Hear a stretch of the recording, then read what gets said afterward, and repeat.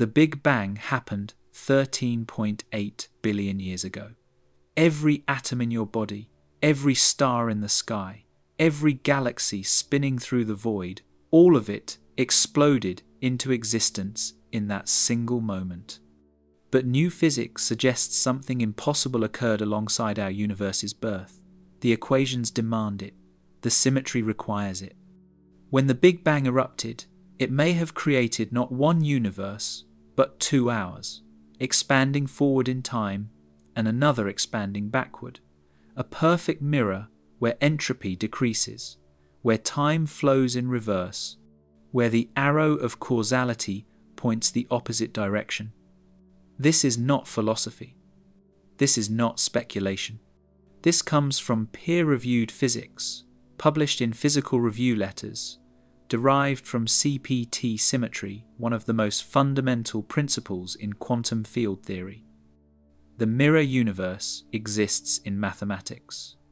Whether it exists in reality changes everything we understand about time, existence, and the nature of the cosmos itself. The CPT symmetry problem. Physics has rules that cannot be broken. Conservation laws govern every interaction, every particle collision, every force in nature. Energy is conserved. Momentum is conserved. Electric charge is conserved. But there exists another symmetry, more fundamental than these, woven into the fabric of quantum field theory itself.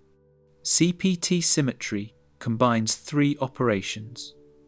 Charge conjugation, which flips particles to antiparticles. Parity inversion, which mirrors spatial coordinates. And time reversal, which runs processes backward. The mathematics of quantum field theory demands that CPT symmetry must hold for every physical process. This is not a preference. This is a requirement of the equations themselves. The standard model of particle physics, which describes electromagnetic, weak, and strong nuclear forces, obeys CPT symmetry perfectly. Every experiment ever conducted confirms this. When physicists flip charge, parity, and time simultaneously in their equations, the laws of physics remain unchanged. The theory predicts this must be true universally. But our universe appears to violate this principle in the most profound way possible. We exist in a universe where time flows in one direction only forward. Entropy increases. Stars burn hydrogen and produce helium and heavier elements. Ice melts. Buildings crumble. Organisms age and die. The arrow of time points relentlessly toward the future. This creates a problem. If CPT symmetry is fundamental, if the laws of physics truly obey this principle, then the universe as a whole should also obey it. But our universe, taken by itself, does not. Time flows forward, not backward. Entropy increases, never decreases. The initial conditions at the Big Bang were extremely low entropy, all matter and energy compressed into an infinitesimally small point, and entropy has been rising ever since. This asymmetry appears to violate CPT symmetry unless something else exists to balance the equation.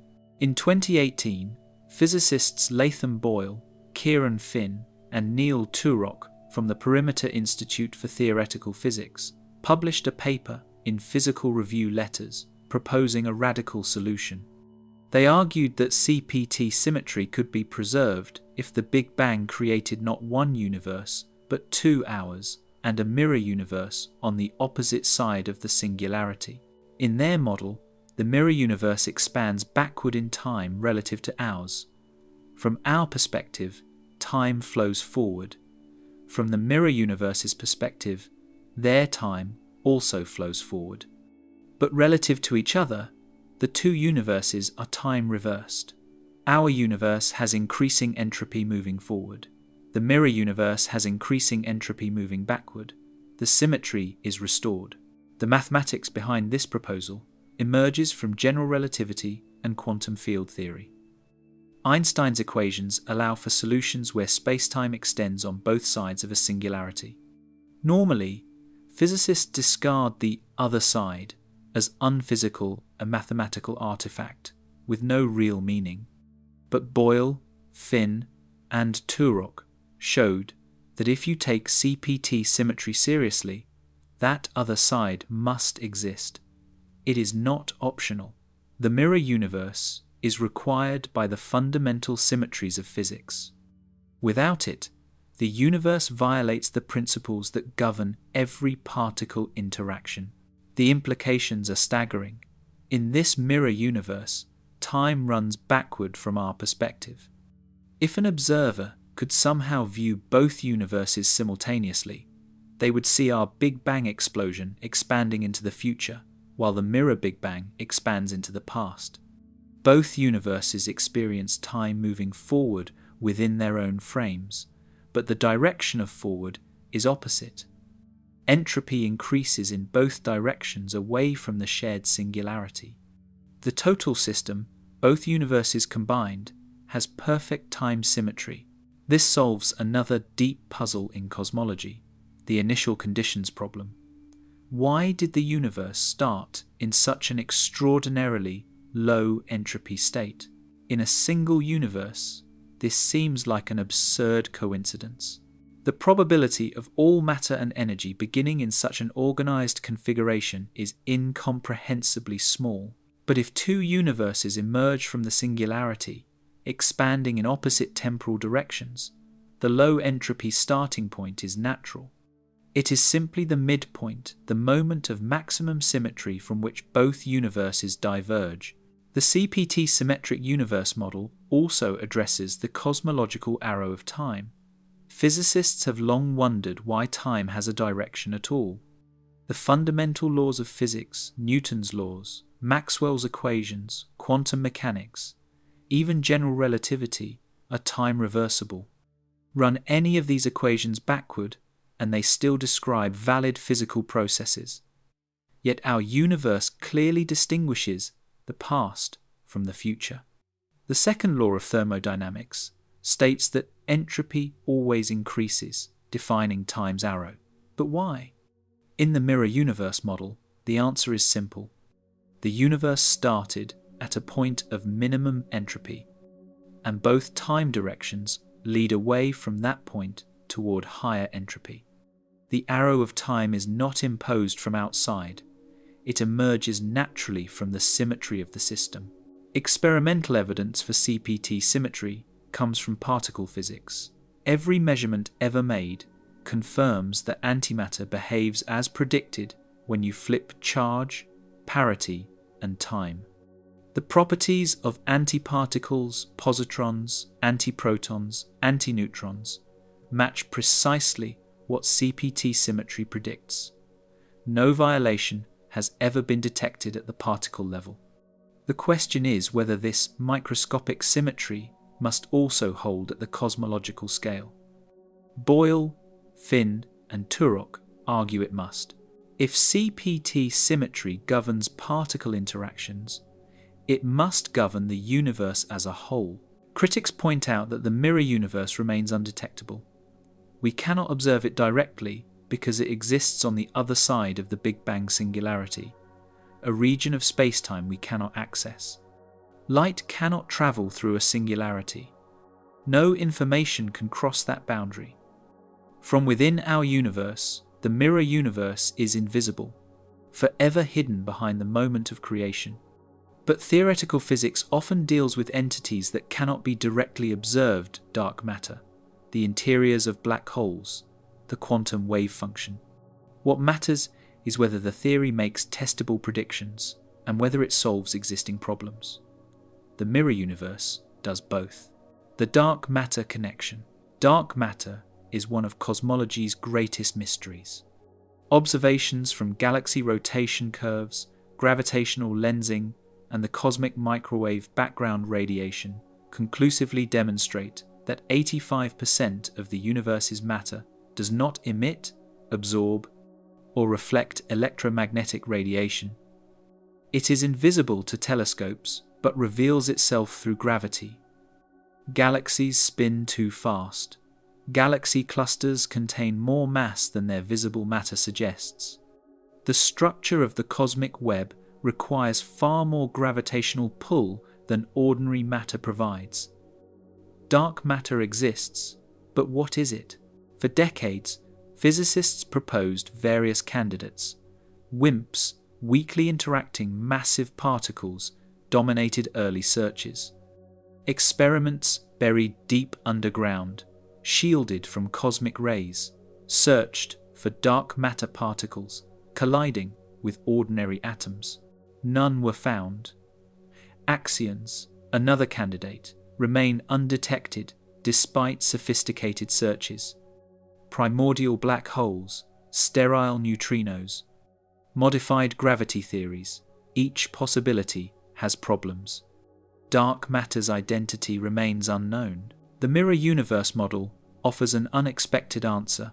In 2019, Boyle, Finn, and Turok extended their CPT symmetric cosmology to explain dark matter without invoking new particles. Their key insight: the mirror universe and our universe are not completely isolated.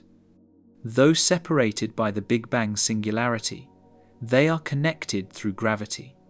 Gravity is unique among fundamental forces because it does not require charge or other quantum numbers to act.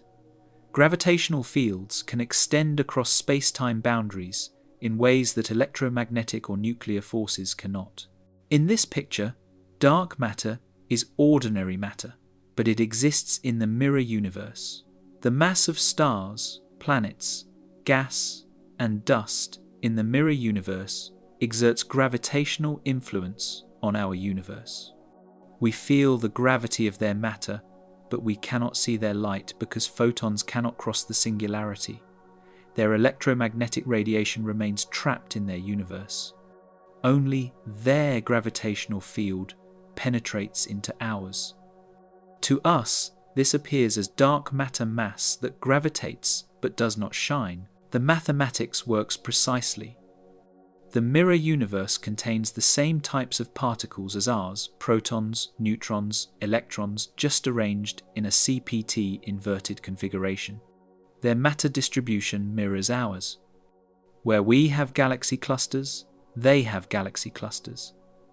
Where we have voids, they have voids. The gravitational fields overlap, creating the dark matter halos we observe surrounding galaxies and pervading the cosmic web. The amount of dark matter we detect matches exactly what you would expect if a mirror universe exists on the other side of the Big Bang. This explains dark matter's distribution. Dark matter is not distributed randomly. It forms halos around galaxies, filaments connecting galaxy clusters, and cosmic web structures that mirror the distribution of ordinary matter. Traditional dark matter models struggle to explain why dark matter's distribution so closely follows ordinary matter's distribution. If dark matter consists of exotic particles interacting only through gravity and the weak force, why does it trace the same large-scale structure as ordinary matter? The mirror universe model provides a natural explanation. Dark matter follows ordinary matter's distribution because it is ordinary matter just in the mirror universe, where the structures formed through the same gravitational processes that shaped our universe. Galaxy rotation curves provide strong evidence.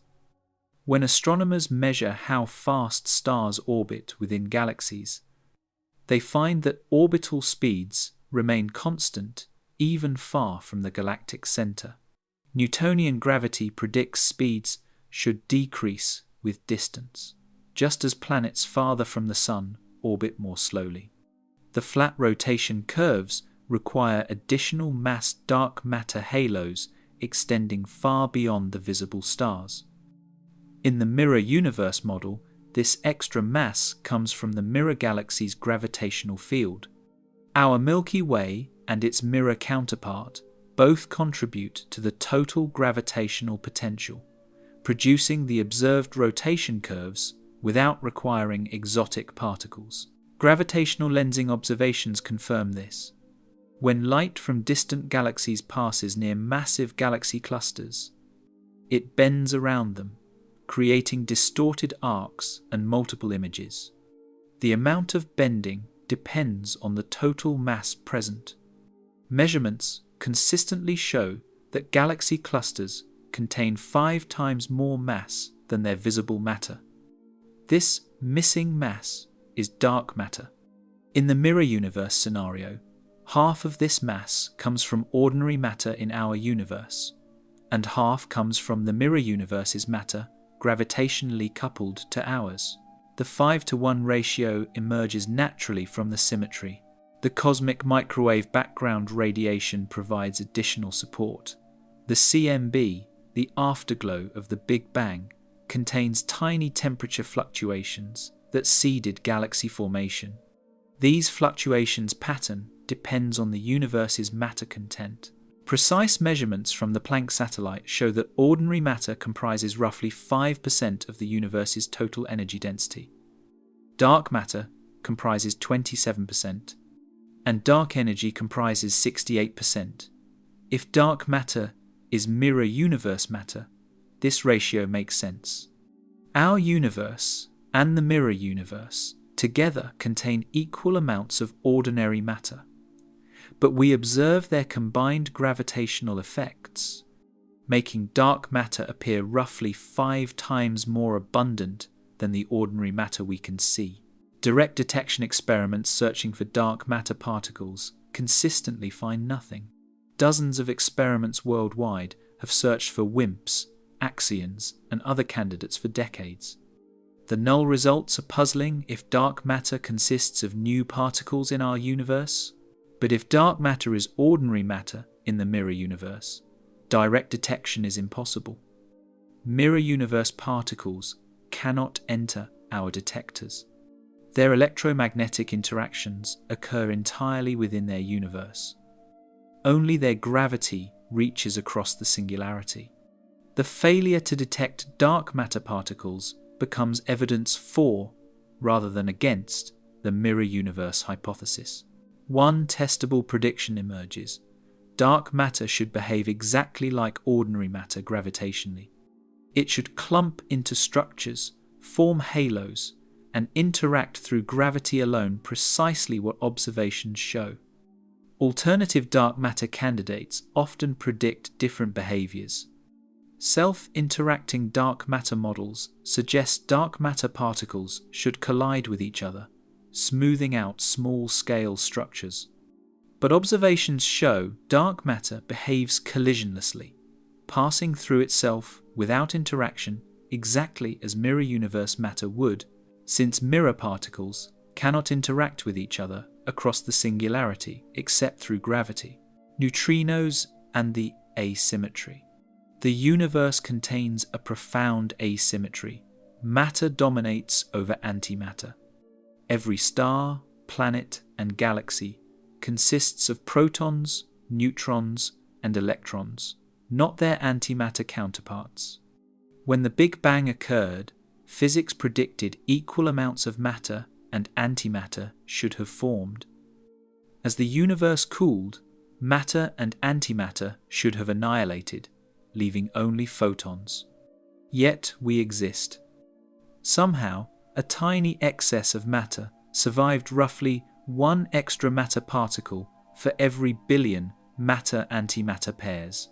This excess became everything we see. The source of this asymmetry remains one of physics' deepest mysteries. The standard model of particle physics cannot explain matter-antimatter asymmetry. The model includes CP violation processes where charge parity symmetry breaks, but the amount of CP violation observed is far too small to account for the universe's matter content. Something beyond the standard model must explain why we exist in a matter-dominated universe. Many physicists believe neutrinos hold the key. Neutrinos are ghostly particles that barely interact with ordinary matter.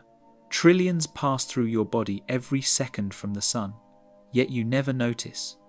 They have tiny masses, much smaller than electrons, and come in three types, or flavors: electron neutrinos, muon neutrinos, and tau neutrinos. They oscillate between these flavors as they travel through space, a quantum effect that proves they have mass. But the origin of neutrino mass remains unclear. The Standard Model originally predicted neutrinos were massless. The discovery that they have mass requires extending the theory. One possibility is that neutrinos are Majorana particles, meaning they are their own antiparticles. For most particles, matter and antimatter are distinct. An electron and a positron are different. A proton and an antiproton are different. But Majorana particles are identical to their antiparticles. If neutrinos are Majorana particles, this opens a pathway to explain matter-antimatter asymmetry through a process called leptogenesis. In the early universe, heavy Majorana neutrinos could have decayed asymmetrically, producing more matter leptons than antimatter leptons. This imbalance could have converted into the baryon asymmetry we observe today. The mirror universe model makes a specific prediction about neutrinos. In our universe, we observe three types of light neutrinos, but the model predicts there should also be right-handed neutrinos, sterile neutrinos, that do not interact through the weak force. These sterile neutrinos would be extremely difficult to detect because they interact only through gravity and possibly through mixing with ordinary neutrinos. In the CPT symmetric cosmology, right-handed neutrinos are not separate particles. They are left-handed neutrinos from the mirror universe. This solves multiple problems simultaneously. First, it explains why right-handed neutrinos have not been observed. They exist in the mirror universe, not ours. Second, it provides a natural mechanism for neutrino masses. Neutrinos acquire mass through mixing between left-handed neutrinos in our universe and right-handed neutrinos in the mirror universe. This mixing occurs through gravity, which can couple particles across the singularity. Third, it explains leptogenesis and matter-antimatter asymmetry. The decay of heavy neutrinos in the early universe produces more matter in our universe and more antimatter in the mirror universe. Each universe has opposite asymmetry, but the total system is symmetric.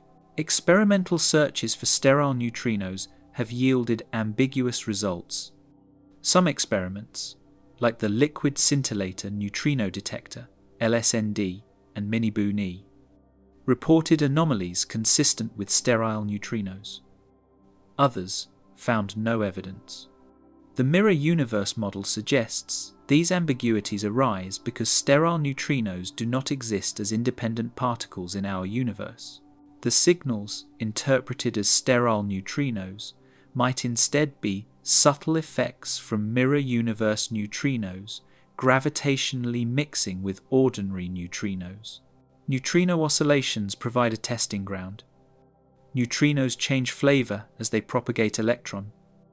Neutrinos turn into muon neutrinos, which turn into tau neutrinos, oscillating continuously. The oscillation parameters depend on neutrino masses and mixing angles.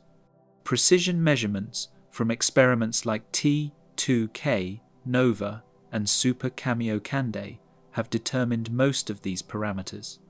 However, several anomalies remain unexplained. The mirror universe model predicts additional oscillation channels involving mirror neutrinos. These would manifest as tiny deviations from the standard three-flavor oscillation predictions. The seesaw mechanism, a popular explanation for small neutrino masses, fits naturally into the mirror universe framework. The seesaw mechanism proposes that neutrinos have small masses because they mix with very heavy right-handed neutrinos. The large mass of the right-handed neutrinos suppresses the mass of the ordinary left-handed neutrinos through quantum mixing. In the mirror universe model, these heavy right-handed neutrinos are mirror universe particles coupled to our neutrinos through gravitational interactions across the singularity. The mechanism works identically, but the interpretation changes. The heavy neutrinos are not new particles, but mirror universe counterparts. Matter-antimatter asymmetry measurements come from multiple sources. The cosmic microwave background temperature fluctuations encode the baryon to photon ratio, the number of matter particles relative to photons. Measurements give a value of about 6 × 10⁻⁻⁻, meaning roughly 1 matter particle exists for every 1.6 billion photons.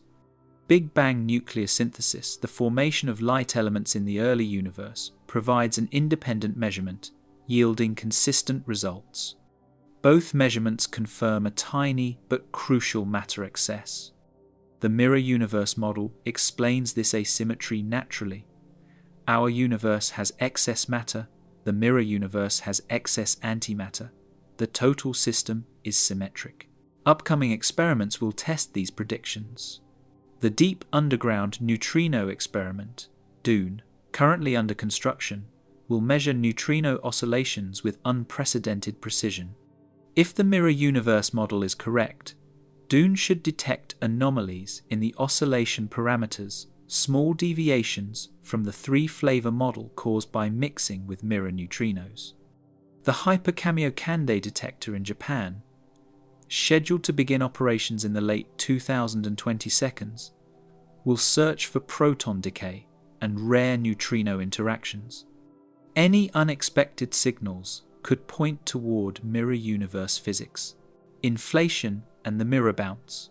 Cosmic inflation is the cornerstone of modern cosmology. In the first fraction of a second after the Big Bang, the universe underwent exponential expansion, growing from subatomic scales to astronomical scales in 10⁻32 seconds. This inflationary period explains why the universe appears flat, homogeneous, and isotropic on large scales. It explains why distant regions of the universe, which have never been in causal contact, have the same temperature. It explains the origin of cosmic structure. Quantum fluctuations during inflation were stretched to cosmic scales, seeding the galaxies and clusters we observe today. But inflation creates a problem for the mirror universe model. Standard inflation theory assumes the universe began in a hot, dense state and expanded exponentially. This expansion diluted any pre-existing structure and smoothed out irregularities. After inflation ended, the universe reheated, creating the hot plasma of the early universe. This picture works beautifully for a single universe, but if two universes exist on opposite sides of the Big Bang singularity, expanding in opposite temporal directions, how does inflation fit? Boyle, Finn, and Turok addressed this in their 2020 paper, extending the CPT symmetric cosmology to include inflation. Their solution is elegant. Instead of inflation occurring after the Big Bang, it occurs before in a pre-Big Bang phase. The universe bounces at the singularity, transitioning from a contracting phase into an expanding phase. Inflation happens symmetrically on both sides of the bounce.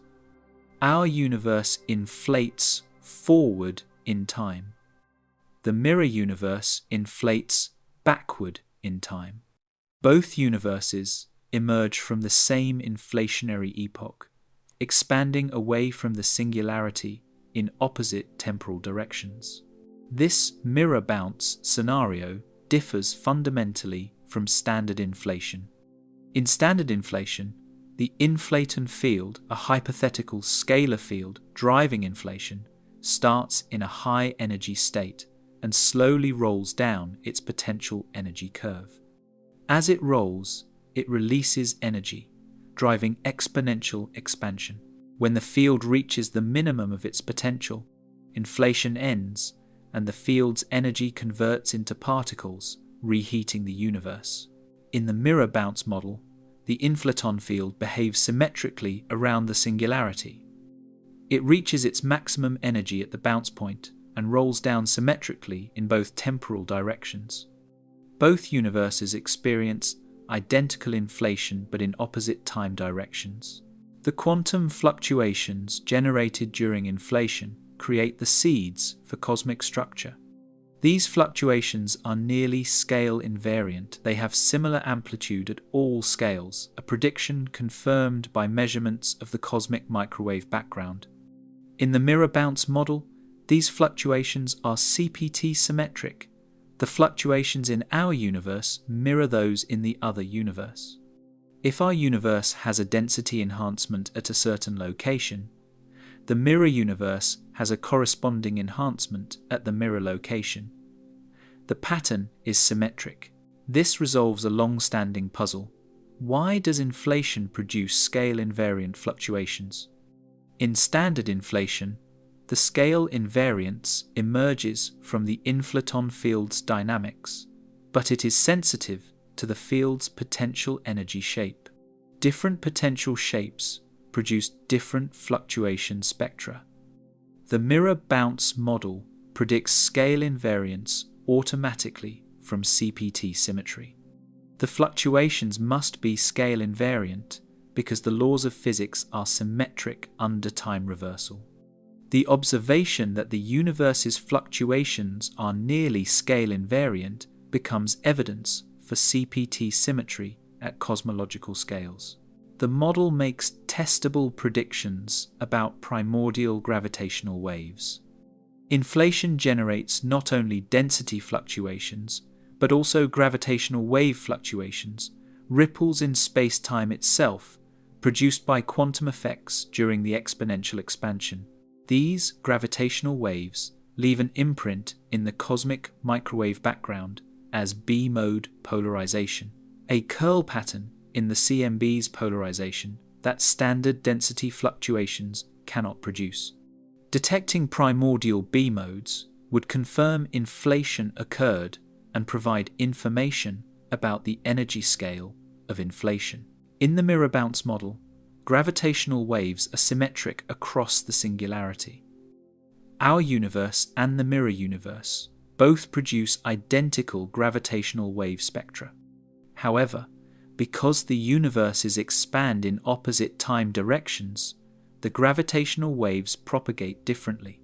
In our universe, they travel forward in time. In the mirror universe, they travel backward. From our perspective, this symmetry means the gravitational wave spectrum should have specific properties, particular correlations between different scales, that distinguish mirror bounce inflation from standard inflation. Current observations constrain but do not yet detect primordial gravitational waves. The Planck satellite and Bicep-Keck array experiments have measured the CMB polarization with increasing precision. No B-mode signal from inflation has been conclusively detected, but upper limits continue to tighten. If the mirror bounce model is correct, future experiments like CMB-S4 and Light-Beard should eventually detect the B-mode signal, and its properties should match the mirror bounce predictions rather than standard inflation. The bounce itself requires new physics. General relativity predicts singularities points where space-time curvature becomes infinite and the equations break down. At the Big Bang singularity, classical general relativity fails. Quantum gravity effects become important. We do not yet have a complete theory of quantum gravity, but physicists expect that quantum effects prevent true singularities from forming. Instead of infinite density and curvature, quantum gravity likely produces a bounce, a smooth transition from contraction to expansion. Loop quantum cosmology, one approach to quantum gravity, predicts exactly this behavior. In loop quantum cosmology, space-time becomes granular at the Planck scale, the smallest possible length scale, about 10⁻35 meters. At this scale, quantum geometry effects prevent the universe from collapsing to a singularity. Instead, the universe bounces. The density reaches a maximum value, and the collapsing universe transitions into an expanding universe. The mirror universe model fits naturally into this framework. The bounce-in-loop quantum cosmology is the same bounce that separates our universe from the mirror universe. String theory offers another avenue. In string theory, fundamental particles are not point-like, but one-dimensional strings. The theory requires extra spatial dimensions beyond the three we observe.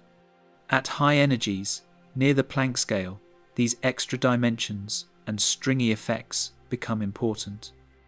Some string cosmology models predict bounces or cyclic universes where contraction and expansion alternate. The mirror universe could emerge from string theory as a natural consequence of the theory's symmetries. The mirror bounce also addresses the horizon problem differently than standard inflation. The horizon problem asks why distant regions of the universe have the same temperature even though they have never been in causal contact. Standard inflation solves this by proposing that these regions were in contact before inflation, and inflation stretched them apart. The mirror bounce model solves it differently. The regions were in causal contact before the bounce, in the contracting phase. Information could propagate between them during contraction. When the bounce occurred, this information was preserved symmetrically in both universes. Observable consequences. A theory must make predictions. Without testable predictions, it is philosophy, not physics. The mirror universe model, despite describing regions of space-time we cannot directly observe, makes specific predictions about phenomena in our observable universe. These predictions distinguish it from standard cosmology and provide pathways to confirm or falsify the model through observations and experiments. The cosmic microwave background radiation is the most powerful probe. The CMB is the afterglow of the Big Bang, light that has travelled through the universe for 13.8 billion years since the moment when neutral atoms first formed. Tiny temperature fluctuations in the CMB variations of 1 part in 100,000 encode information about the early universe's structure, composition, and dynamics. The Planck satellite measured these fluctuations with extraordinary precision, creating a detailed map of the infant universe. The mirror universe model predicts specific features in the CMB power spectrum, the graph showing fluctuation amplitude versus angular scale. Standard inflation predicts a nearly scale-invariant power spectrum with small deviations. The mirror bounce inflation predicts similar scale invariance, but with subtle differences. The spectral index, the slope of the power spectrum, should have a specific value determined by CPT symmetry. Measurements from Planck show a spectral index of 0.965, very close to, but slightly different from 1, which represents perfect scale invariance. The mirror universe model predicts this deviation's exact value based on the symmetry requirements. Gravitational waves from inflation provide another test. As discussed earlier, inflation generates primordial gravitational waves that imprint B-mode polarization patterns in the CMB. The mirror bounce model predicts the amplitude and spectral shape of these gravitational waves. The tensor to scalar ratio, the ratio of gravitational wave fluctuations to density fluctuations, should have a specific value. Current observations place upper limits on this ratio, but have not yet detected it. Future experiments, particularly LightBeard, scheduled for launch in the late 2022, and CMBS-4 ground-based telescopes, will reach the sensitivity required to detect or rule out the mirror bounce predictions. Neutrino experiments offer direct tests. The model predicts right-handed neutrinos exist in the mirror universe and couple to our neutrinos through gravity-mediated mixing. This produces small anomalies in neutrino oscillation experiments, deviations from the standard three-flavor neutrino model. Experiments like DUNE, under construction in South Dakota, will measure neutrino oscillations with precision sufficient to detect these anomalies if they exist. DUNE will send neutrino beams from Fermilab in Illinois to detectors 800 miles away in South Dakota, measuring how neutrinos oscillate during their journey. Any unexpected oscillation patterns could indicate mirror universe neutrino mixing. Dark matter detection experiments provide indirect tests. If dark matter consists of mirror universe, ordinary matter, rather than exotic particles, direct detection experiments should continue to find nothing. Experiments like LUX-ZEPPELIN and XEONNT, buried deep underground to shield from cosmic rays, search for dark matter particles colliding with xenon atoms. Decades of searching have yielded null results. The mirror universe model explains why. Mirror universe particles cannot enter our detectors. They interact only through gravity, making direct detection impossible.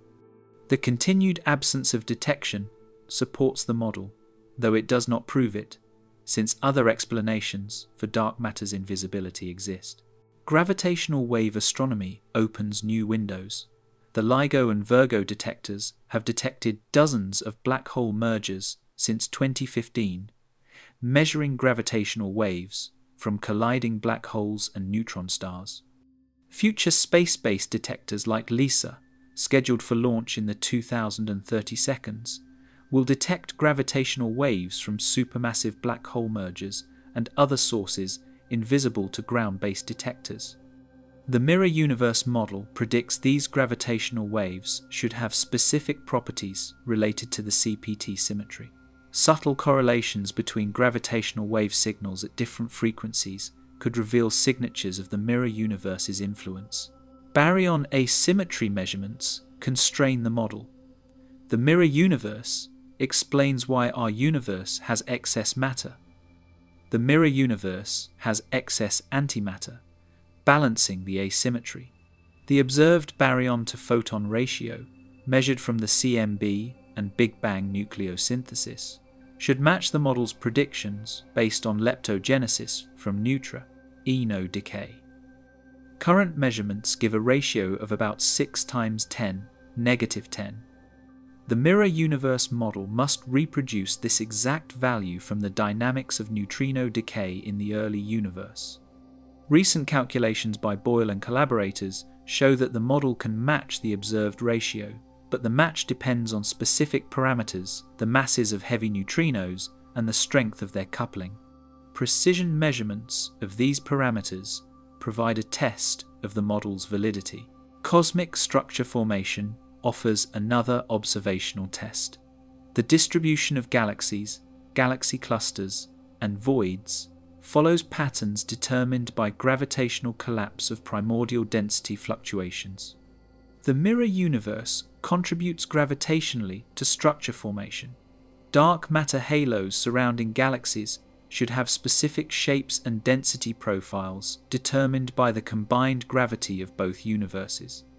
Observations from galaxy surveys, like the Sloan Digital Sky Survey, and upcoming missions like Euclid Map Structure across cosmic time.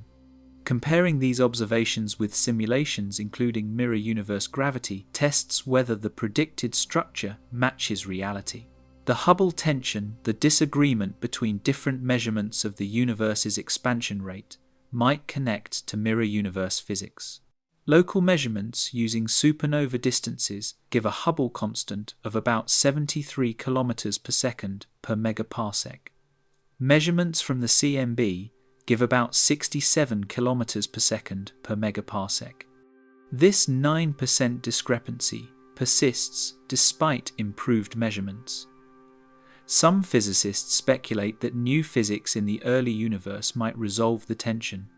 The mirror universe model modifies early universe dynamics through the symmetric bounce and could potentially affect the expansion history in ways that reconcile the measurements.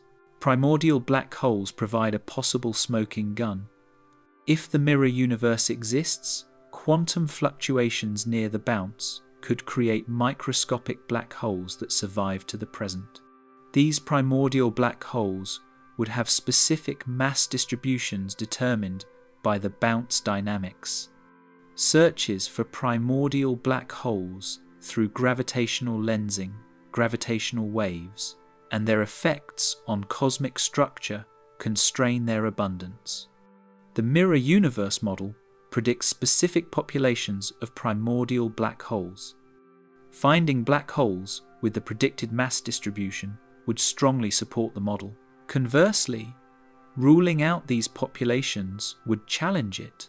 The cosmological constant problem why dark energy has the tiny but non-zero value observed might relate to mirror universe physics. Dark energy's energy density is 10, 100, and 20 times smaller than naive quantum field theory predictions. This discrepancy is physics' most severe fine-tuning problem. Some versions of the mirror universe model suggest that dark energy's value emerges from quantum effects in the symmetric bounce.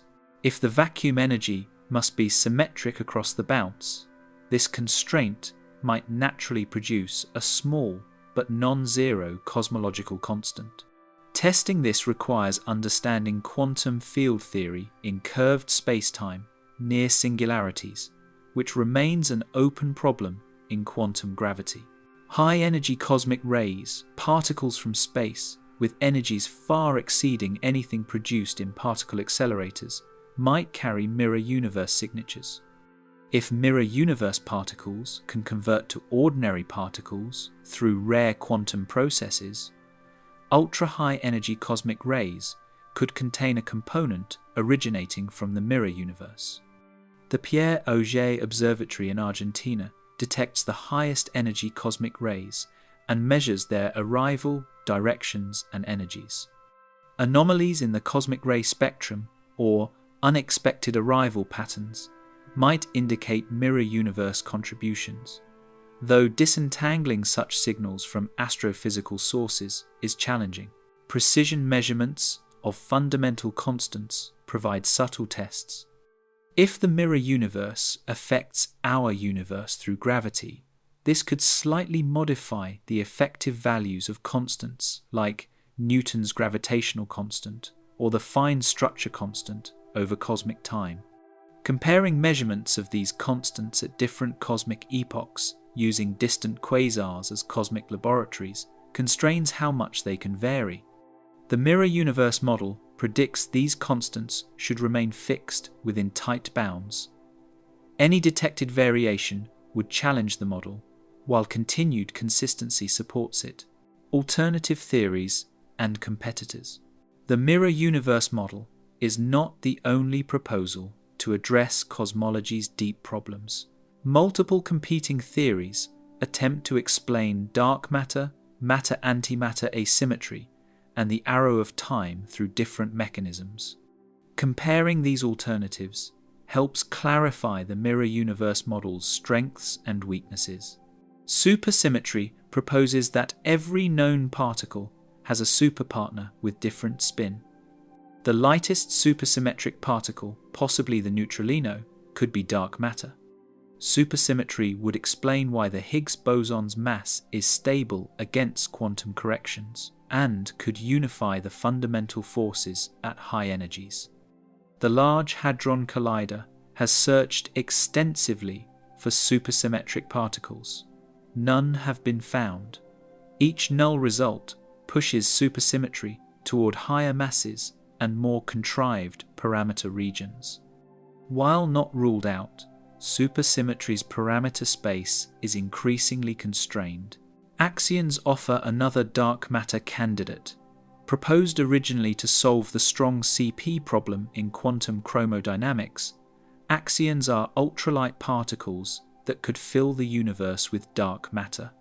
Multiple experiments search for axions through their conversion to photons in strong magnetic fields. The Axion Dark Matter Experiment, ADMX, and other detectors have ruled out some axion mass ranges, but much parameter space remains. If discovered, axions would explain dark matter without requiring a mirror universe. But axions don't address the other problems the mirror universe solves: neutrino masses, matter-antimatter asymmetry, and the arrow of time. Modified gravity theories, like MOND, modified Newtonian dynamics, propose that gravitational law changes at low accelerations rather than invoking dark matter. MOND successfully explains galaxy rotation curves without dark matter, but it fails to explain gravitational lensing by galaxy clusters, the cosmic microwave background, and large-scale structure formation. Most physicists consider MOND ruled out by these observations, though variants like TVIS, tensor vector scalar gravity, attempt to address these problems while retaining MOND's successes. Primordial black holes, formed in the early universe from density fluctuations, could constitute dark matter. These black holes would range from asteroid masses to thousands of solar masses. Searches through gravitational microlensing and gravitational waves constrain their abundance in many mass ranges. Recent detections of black hole mergers by LIGO have renewed interest in primordial black holes as dark matter candidates. However, current constraints make it unlikely that primordial black holes account for all dark matter, though they could contribute partially. Asymmetric dark matter theories propose that dark matter has a matter-antimatter asymmetry parallel to ordinary matter's asymmetry.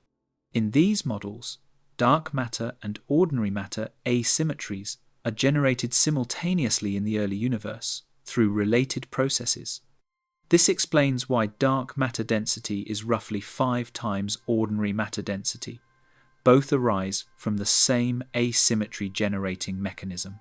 These theories predict dark matter should have similar abundance to ordinary matter, which matches observations. However, they require new particles and forces beyond the standard model, without explaining why those particles exist. Cyclic cosmology models propose the universe undergoes infinite cycles of expansion and contraction. Each cycle ends in a big crunch, followed by a bounce into a new expansion phase. These models avoid the initial conditions problem by extending time infinitely into the past. However, they face severe obstacles. Entropy increases with each cycle, making the cycles progressively longer. Extrapolating backward, earlier cycles become shorter, and the model still requires a beginning. Additionally, quantum effects near the bounce are poorly understood, and general relativity predicts singularities that might prevent bounces. String theory's landscape, with 10,500 possible vacuum states, suggests our universe might be one among countless others with different physical laws. Dark matter, matter-antimatter asymmetry, and other properties could result from anthropic selection. We observe values that permit life, because only such values allow observers to exist. This explains apparent fine-tuning, but makes no predictions about specific values. Without a mechanism to scan the landscape or understand the probability distribution over vacua, the landscape provides explanation only in hindsight. Each alternative addresses some problems, but leaves others unsolved. Supersymmetry might explain dark matter, but doesn't naturally explain matter-antimatter asymmetry, or the arrow of time. Axions solve dark matter and the strong CP problem, but require additional mechanisms for asymmetry. Modified gravity eliminates dark matter, but fails observational tests. Primordial black holes provide dark matter, but don't address asymmetry or time's arrow. Asymmetric dark matter explains the matter-dark matter density ratio, but requires new particles without deeper explanation. The mirror universe model's strength is comprehensiveness. It addresses dark matter, neutrino masses, matter-antimatter asymmetry, the arrow of time, and the initial conditions problem through a single principle, CPT symmetry. This parsimony is attractive. Rather than adding new particles, forces, or arbitrary initial conditions, the model extends known physics symmetrically. CPT symmetry is not speculative, It's confirmed in every particle physics experiment. The mirror universe hypothesis merely takes this symmetry seriously at cosmological scales. However, the model has weaknesses. It is difficult to test directly. The mirror universe is unobservable except through gravity. Many predictions are subtle small deviations in neutrino oscillations, specific patterns in gravitational waves, particular CMB features.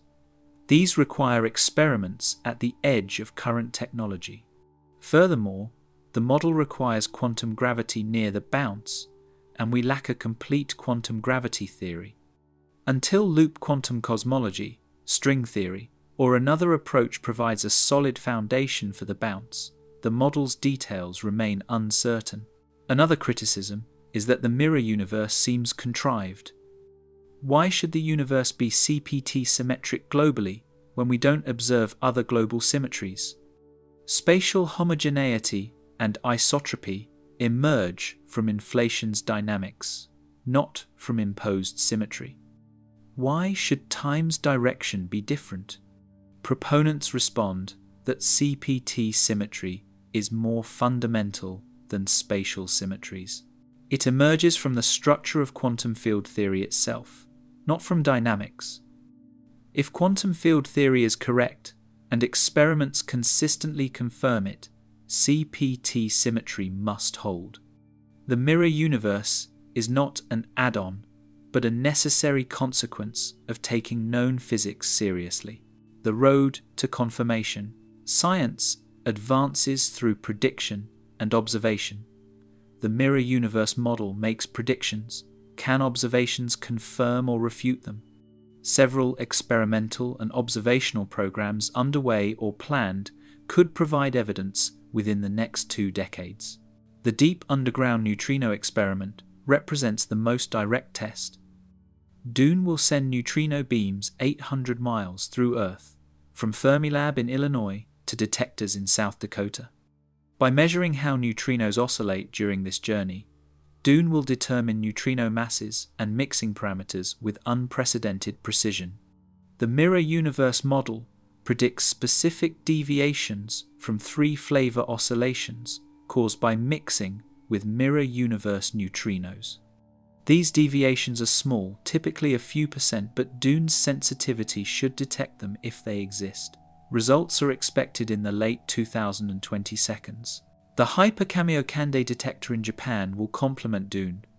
This massive water Cherenkov detector, 260 meters underground, and containing 260,000 tons of ultra-pure water, will study neutrinos from the sun, atmosphere, and artificial beams.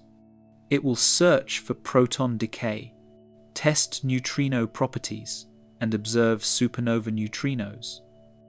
Any unexpected features in neutrino behavior could indicate mirror universe physics. Hyper-Kamiokande is scheduled to begin operations in 2027. CMB observations will continue improving. The Simons Observatory and CMB-S4 project will map the cosmic microwave background's polarization with sensitivity sufficient to detect or rule out primordial gravitational waves from inflation. The mirror bounce model predicts specific gravitational wave amplitudes and spectral features. If detected gravitational waves match the predictions, this would strongly support the model. If the observed spectrum differs, or if no gravitational waves are detected despite sufficient sensitivity, this would challenge the model. Results are expected in the early 2030 seconds. The LightBird satellite, a Japanese-led mission scheduled for launch in 2028, will measure CMB polarization from space, avoiding atmospheric contamination. With sensitivity to tensor-to-scalar ratios as small as 0.001, about 10 times better than current limits, LightBird will probe the energy scale of inflation. The mirror bounce model's predictions fall within LightBird's sensitivity range. Detection or non-detection will constrain the model's viability. Gravitational wave observations from LISA will test mirror universe predictions. LISA, a space-based gravitational wave detector consisting of 3 spacecraft in a triangular formation will detect low-frequency gravitational waves invisible to ground-based detectors like LIGO. It will observe supermassive black hole mergers, extreme mass ratio in spirals, and potentially primordial gravitational waves. The mirror universe model predicts specific correlations in the gravitational wave background. LISA's launch is planned for the mid-2030s. Dark matter searches will continue. While the mirror universe model predicts direct detection experiments will find nothing, this prediction is not unique. Many dark matter candidates are undetectable directly. However, astrophysical observations can test the model's specific predictions about dark matter's distribution and behavior. The Vera Rubin Observatory, beginning operations in 2024, will survey the entire southern sky every few nights, mapping dark matter through gravitational lensing. Its measurements of dark matter halo shapes and distributions can test whether dark matter behaves as the mirror universe model predicts. Neutrinoless double beta decay experiments test whether neutrinos are Majorana particles. In this hypothetical process, a nucleus converts 2 neutrons into 2 protons, emitting 2 electrons but no neutrinos. Only possible if neutrinos are their own antiparticles. Experiments like Legend, Nexo, and Cupid search for this decay. If neutrinos are Majorana particles, as the mirror universe model suggests, these experiments might detect the process. Conversely, failure to detect it after reaching sufficient sensitivity would challenge the model. Precision cosmology measurements will test the model's structure formation predictions. The Euclid satellite, launched in 2023, will map galaxy distributions across 10 billion years of cosmic history. The Nancy Grace Roman Space Telescope, scheduled for launch in the mid-2022, will complement Euclid with high-resolution imaging and spectroscopy. Both missions will measure dark energy's properties and test gravity on cosmic scales. Any deviations from standard cosmology predictions could indicate mirror universe effects. Laboratory tests of CPT symmetry continue improving. Anti-hydrogen experiments at CERN, including alpha and base, measure antimatter properties with extraordinary precision. They compare hydrogen and antihydrogen atoms, searching for any difference in their spectra, gravitational behavior, or other properties. Finding any CPT violation would revolutionize physics. The mirror universe model relies on perfect CPT symmetry, so any violation would refute it. Conversely, continued confirmation of CPT symmetry at higher precision supports the model's foundation. Quantum information experiments might probe time symmetry. Some quantum foundations researchers are developing experiments to test time-symmetric quantum mechanics using weak measurements and post-selection. If these experiments confirm that quantum systems carry information about both past and future boundary conditions, this would support the mirror universe model's interpretation of quantum mechanics. However, interpretations of quantum mechanics are notoriously difficult to test definitively. The convergence of multiple independent tests provides the best path to confirmation. No single experiment will definitively prove the mirror universe exists.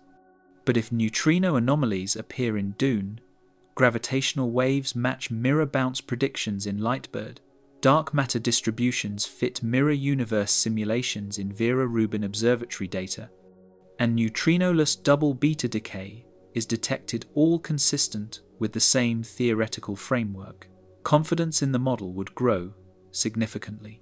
Conversely, any clear contradiction would refute the model. If Dune detects no oscillation anomalies despite sufficient sensitivity, or if primordial gravitational waves are detected with properties incompatible with mirror bounce inflation, or if neutrinos are proven not to be Majorana particles, the model would need revision or abandonment. This falsifiability is crucial. The mirror universe model makes specific, testable predictions that distinguish it from alternatives. Baryon acoustic oscillations. The universe contains a fossil, a pattern, imprinted in the distribution of galaxies that reveals conditions 380,000 years after the Big Bang. This pattern, called baryon acoustic oscillations, appears as a characteristic scale in how galaxies cluster together across cosmic distances. Measuring this scale provides one of cosmology's most precise rulers, allowing astronomers to determine how the universe has expanded over billions of years. The measurement reveals details about dark energy, cosmic geometry, and the universe's composition that connect directly to questions about the mirror universe's existence. Before the cosmic microwave background formed, the universe was a hot plasma where photons, electrons, protons, and neutrons interacted constantly. Photons scattered off free electrons, preventing light from traveling freely. This plasma contained density fluctuations, regions slightly denser than average seeded by quantum fluctuations during inflation. These fluctuations created pressure waves, sound waves propagating through the plasma at about 57% of light speed. Each density fluctuation generates an expanding spherical wave, like dropping a stone in a pond creates expanding ripples. But these were three-dimensional spherical ripples, expanding outward from each initial fluctuation point. The waves consisted of alternating compressions and rarefactions, regions of higher and lower density propagating through the primordial plasma. The wave speed was determined by the ratio of pressure to density in the plasma, which physics predicts precisely based on the universe's temperature and composition. The sound wave stopped propagating abruptly when the universe cooled enough for electrons and protons to combine into neutral hydrogen atoms at redshift Z equals 1090, about 380,000 years after the Big Bang. This recombination event released photons that had been trapped, scattering off free electrons. The photons streamed freely through space, creating the cosmic microwave background we observe today. Simultaneously, the sound waves froze. They could not propagate through neutral gas the way they propagated through plasma. The density fluctuations at that moment became imprinted in the distribution of matter. The characteristic scale of these frozen sound waves is about 150 megaparsecs, roughly 490 million light-years in today's universe. This is the distance sound waves travelled in the plasma before recombination, often called the sound horizon at recombination. Regions separated by this distance show enhanced correlation in their density. There are slightly more galaxy pairs separated by 150 megaparsecs than at other separations. This excess shows up as a peak in the galaxy correlation function, a statistical measure of how galaxy positions relate. The Sloan Digital Sky Survey first detected this peak conclusively in 2005 by measuring positions of 46,748 luminous red galaxies. The data showed a clear bump in the correlation function at approximately 150 megaparsecs. This detection confirmed theoretical predictions and provided a standard ruler, an object of known size that can be used to measure distances. Because physics determines the sound horizon size at recombination, observing its apparent size at different distances reveals how much the universe has expanded. The technique works like this. Measure the sound horizon's apparent size in galaxy distributions at various redshifts. Nearby structures appear large in the sky. Distant structures appear small. But the relationship between apparent size and distance depends on the universe's expansion history. If expansion is accelerating, distant structures appear larger than they would in a non-accelerating universe. By measuring the apparent size at multiple distances, astronomers map the expansion history and constrain dark energy's properties. The Baryon Oscillation Spectroscopic Survey, BOSS, completed in 2014, measured galaxy positions for 1.5 million galaxies across a quarter of the sky.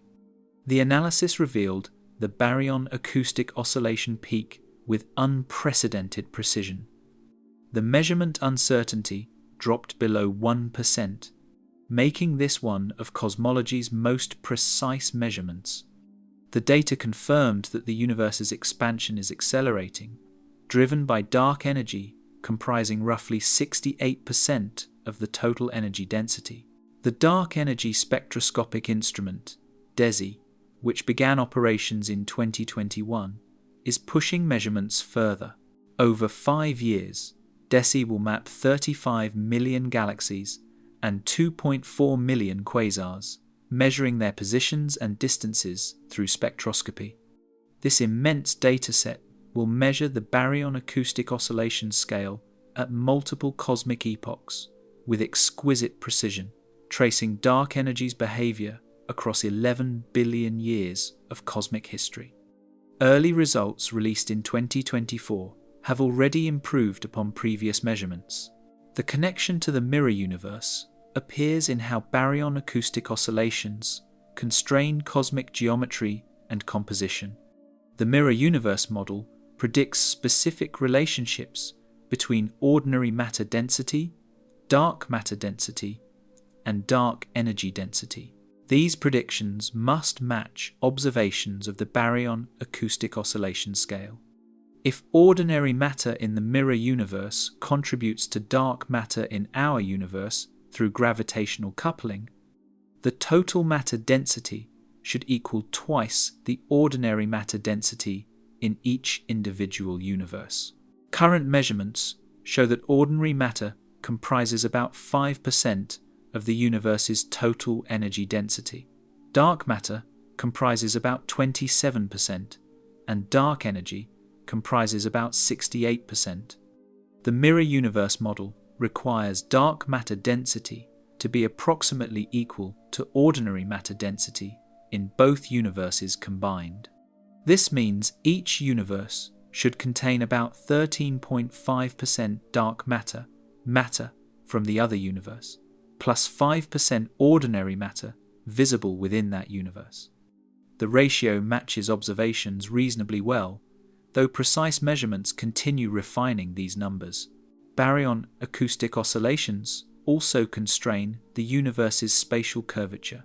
If space curves positively, like a sphere's surface, the apparent size of the sound horizon would differ from expectations in flat space. If space curves negatively like a saddle, the apparent size would differ in the opposite direction. Measurements show the universe is flat to within 0.4%. The sound horizon's apparent size matches the prediction for flat geometry. The mirror universe model requires flatness because CPT symmetry naturally produces zero curvature. The observations confirm this prediction. The sound horizon scale depends on the universe's expansion rate before recombination. During this era, the expansion was controlled by radiation and matter densities. The sound speed in the plasma depends on the ratio of photon pressure to matter inertia, which depends on the baryon to photon ratio. This ratio is measured independently from the cosmic microwave background and from Big Bang nucleosynthesis. The formation of light elements in the first few minutes. All three measurements agree, confirming our understanding of the early universe. In the CPT symmetric cosmology, both universes undergo identical expansion histories from their respective Big Bangs forward in their own time directions. Both produce baryon acoustic oscillations with the same characteristic scale. The sound waves in our universe and the mirror universe propagate symmetrically. When we observe galaxy clustering in our universe, showing the 150 megaparsec scale, the mirror universe's galaxy clustering should show the identical scale. This symmetry is built into the model's structure. Future surveys will measure baryon acoustic oscillations with percent-level precision across most of cosmic history. The Nancy Grace Roman Space Telescope, scheduled for launch in 2027, will survey hundreds of millions of galaxies, measuring their positions spectroscopically. The European Space Agency's Euclid mission, launched in 2023, is simultaneously mapping galaxy positions across billions of years.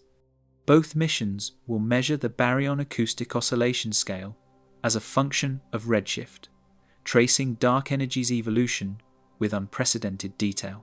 These measurements will test whether dark energy's density remains constant or changes over time. If dark energy density increases, the expansion rate accelerates faster, affecting the apparent size of the baryon acoustic oscillation scale at different distances. If dark energy density decreases, expansion accelerates more slowly. The CPT symmetric cosmology makes specific predictions. Dark energy should remain constant because symmetry constrains its value. Any detection of dark energy evolution would challenge the mirror universe model. Baryon acoustic oscillations provide completely independent confirmation of results from supernovae and cosmic microwave background measurements. The three methods use different physics, different observations, and different systematic errors, yet all three agree: the universe is accelerating, dark energy dominates, and space is flat. This concordance strengthens confidence in the standard cosmological model. Any deviation would be revolutionary. The mirror universe model must match all three measurements simultaneously, providing tight constraints on its parameters. Gravitational lensing maps. Light bends around massive objects. This gravitational lensing, predicted by Einstein's general relativity and confirmed in 1919 during a solar eclipse, has become one of astronomy's most powerful tools. By measuring how light from distant galaxies distorts around foreground mass concentrations, astronomers map the distribution of all matter, both visible and dark, across the universe. These maps reveal the cosmic web's structure, test theories of gravity, and provide independent measurements of dark matter that complement other observations. The technique directly tests whether dark matter behaves as the mirror universe model predicts. Gravitational lensing occurs because mass curves spacetime. Light follows the straightest possible paths through curved spacetime paths called geodesics. When light passes near a massive object, like a galaxy cluster, space-time curvature deflects the light's trajectory. The deflection angle depends on the mass distribution. More mass produces stronger curvature and greater deflection. By measuring deflection angles for light from many background galaxies, astronomers reconstruct the foreground mass distribution. There are three modes of lensing. Strong lensing produces multiple images of a single background galaxy, or distorts it into arcs and rings. This occurs when light passes very close to massive foreground objects, like galaxy clusters.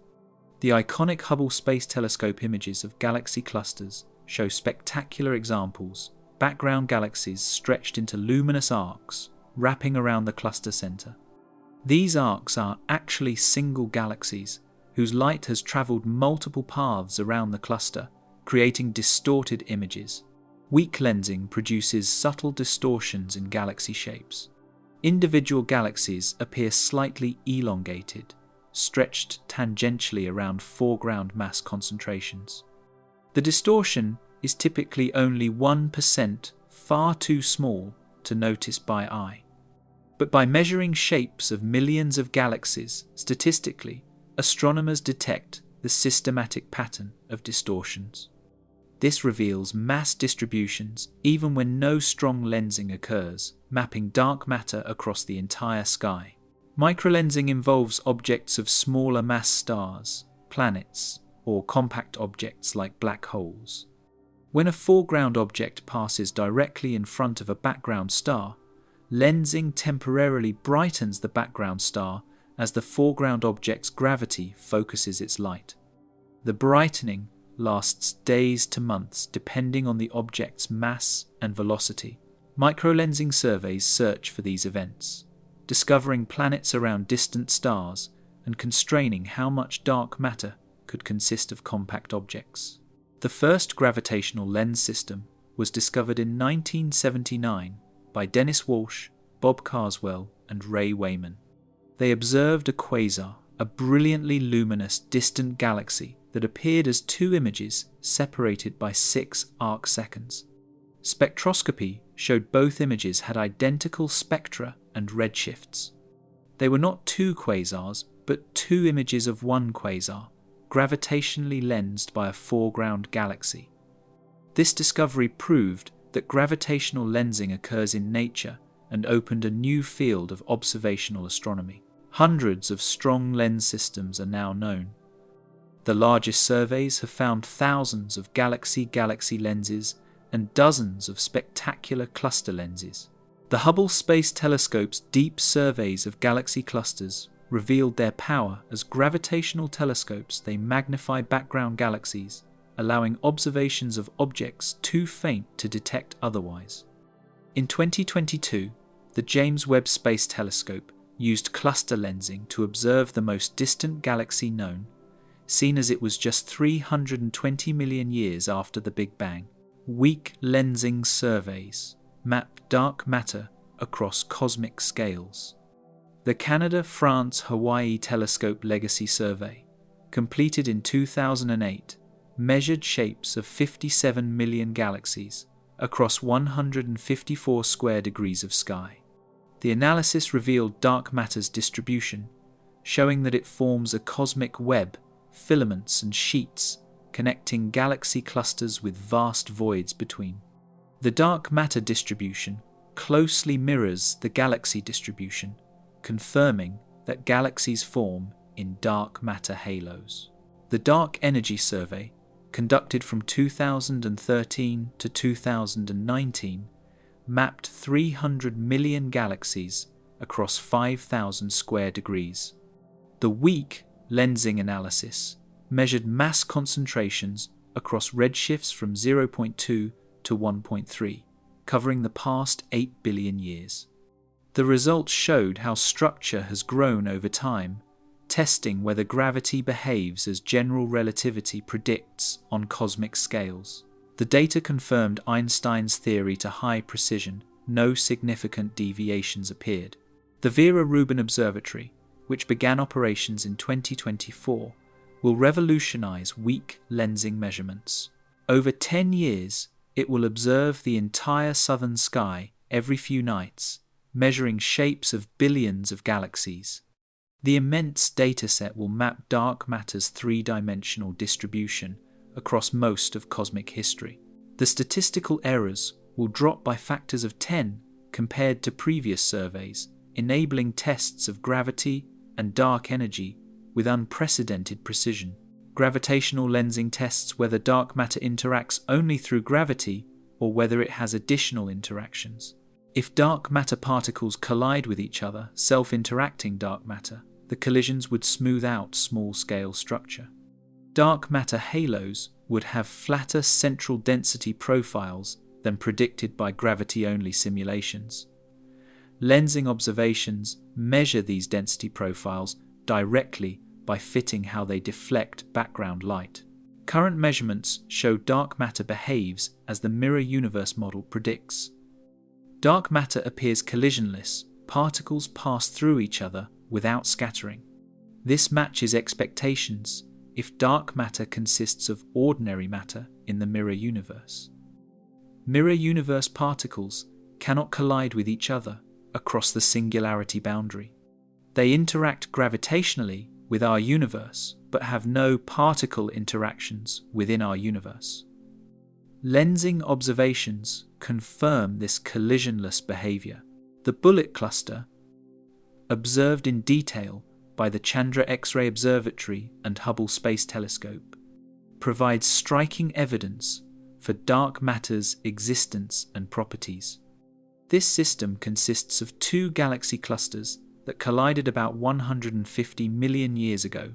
The hot gas in each cluster, visible in X-rays, slowed and compressed during the collision, remaining between the clusters. But the galaxies themselves and the dark matter passed through with minimal interaction. Gravitational lensing maps show the mass concentration dark matter is offset from the gas, proving dark matter exists and is collisionless. The mirror universe model predicts this exact behavior. Ordinary matter, stars, gas, and galaxies interacts electromagnetically and can collide. Mirror universe matter, manifesting as dark matter in our universe, does not interact electromagnetically and cannot collide with itself across the singularity. During cluster mergers, visible matter slows through collisions and pressure, but dark matter continues unimpeded. The bullet cluster observations precisely match these predictions. Lensing also tests alternative gravity theories. Modified Newtonian dynamics, MOND, and related theories attempt to explain galaxy rotation curves without dark matter by modifying gravity at low accelerations. But these theories struggle with gravitational lensing. Lensing depends on total mass, whether that mass consists of particles or not. To explain lensing observations without dark matter, modified gravity theories must produce stronger gravitational fields than the visible matter warrants. This requires invoking unseen matter, defeating the purpose of avoiding dark matter. The mirror universe model has no such problem. It predicts dark matter is ordinary matter in the mirror universe, gravitationally coupled to our universe. Gravitational lensing measures this mass directly. The amount of lensing should equal the combined mass of visible matter in our universe plus visible matter in the mirror universe. Observations show roughly 5 times more mass than visible in our universe alone. If mirror universe matter contributes equally, the total is twice the ordinary matter, still less than observed, but in the right range considering dark energy and measurement uncertainties. Cosmic void structure. The universe resembles Swiss cheese. Galaxies cluster into filaments and sheets surrounding enormous empty regions called cosmic voids.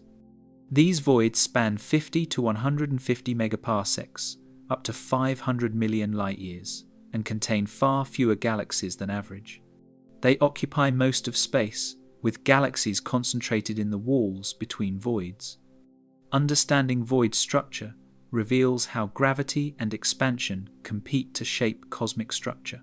The voids themselves provide crucial tests of dark energy, modified gravity theories, and the mirror universe hypothesis. Cosmic voids were discovered gradually as galaxy surveys expanded. In 1978, Stephen Gregory and Laird Thompson identified the first void, a region in Boötes containing no bright galaxies within a 150 million light-year diameter. Initial skepticism gave way to acceptance as more voids appeared in surveys. The CFA Redshift survey in the 1980 mapped thousands of galaxies, revealing that voids are common, not rare. About 60% of space is in voids, with galaxies concentrated in the remaining 40%. Voids form through gravitational instability running backward. In regions slightly less dense than average, gravity pulls matter outward towards surrounding denser regions. As matter flows out, the void becomes emptier, and its expansion accelerates relative to the cosmic average. The void's expansion isn't true expansion, it's differential motion as matter moves toward higher density regions. But from within the void, it looks like expansion. Galaxies on opposite sides of a void recede from each other faster than the Hubble expansion would predict based on distance alone. The largest known void is the Eridanus supervoid, spanning approximately 1 billion light-years. It contains roughly 10,000 fewer galaxies than expected for a typical region of that size. Discovered through the cosmic microwave background, this void creates a cold spot, a region slightly cooler than surrounding areas. Photons passing through the void experience the integrated Sachs-Wolf effect. They gain energy falling into the void and lose energy climbing out. If expansion is accelerating, the void grows deeper during the photon's transit, causing a net energy loss and temperature decrease. The local void lies just 150 million light-years from the Milky Way. We sit on its edge, on a filament separating it from neighbouring voids. The local void spans about 150 million light-years and contains only about 60 known galaxies, far fewer than the thousands expected in a typical region. Our position on the void's edge affects observations. The matter between us and the void's interior flows toward us, affecting measurements of the local expansion rate. Void statistics constrain dark energy and gravity. In a universe dominated by dark energy, voids expand faster than in a matter-dominated universe.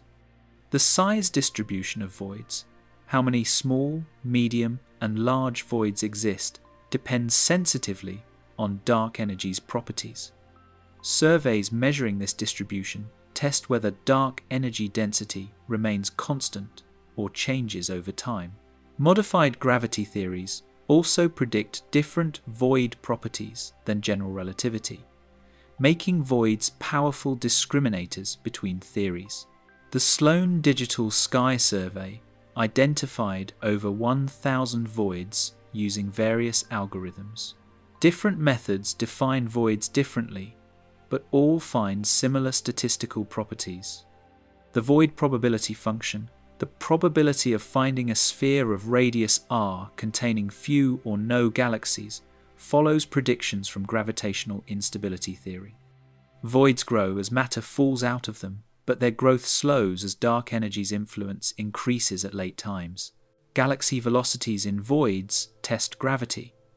Galaxies near void centers should move outward as they fall toward the void walls. Measuring these peculiar velocities, motions relative to smooth Hubble expansion, reveals the gravitational potential.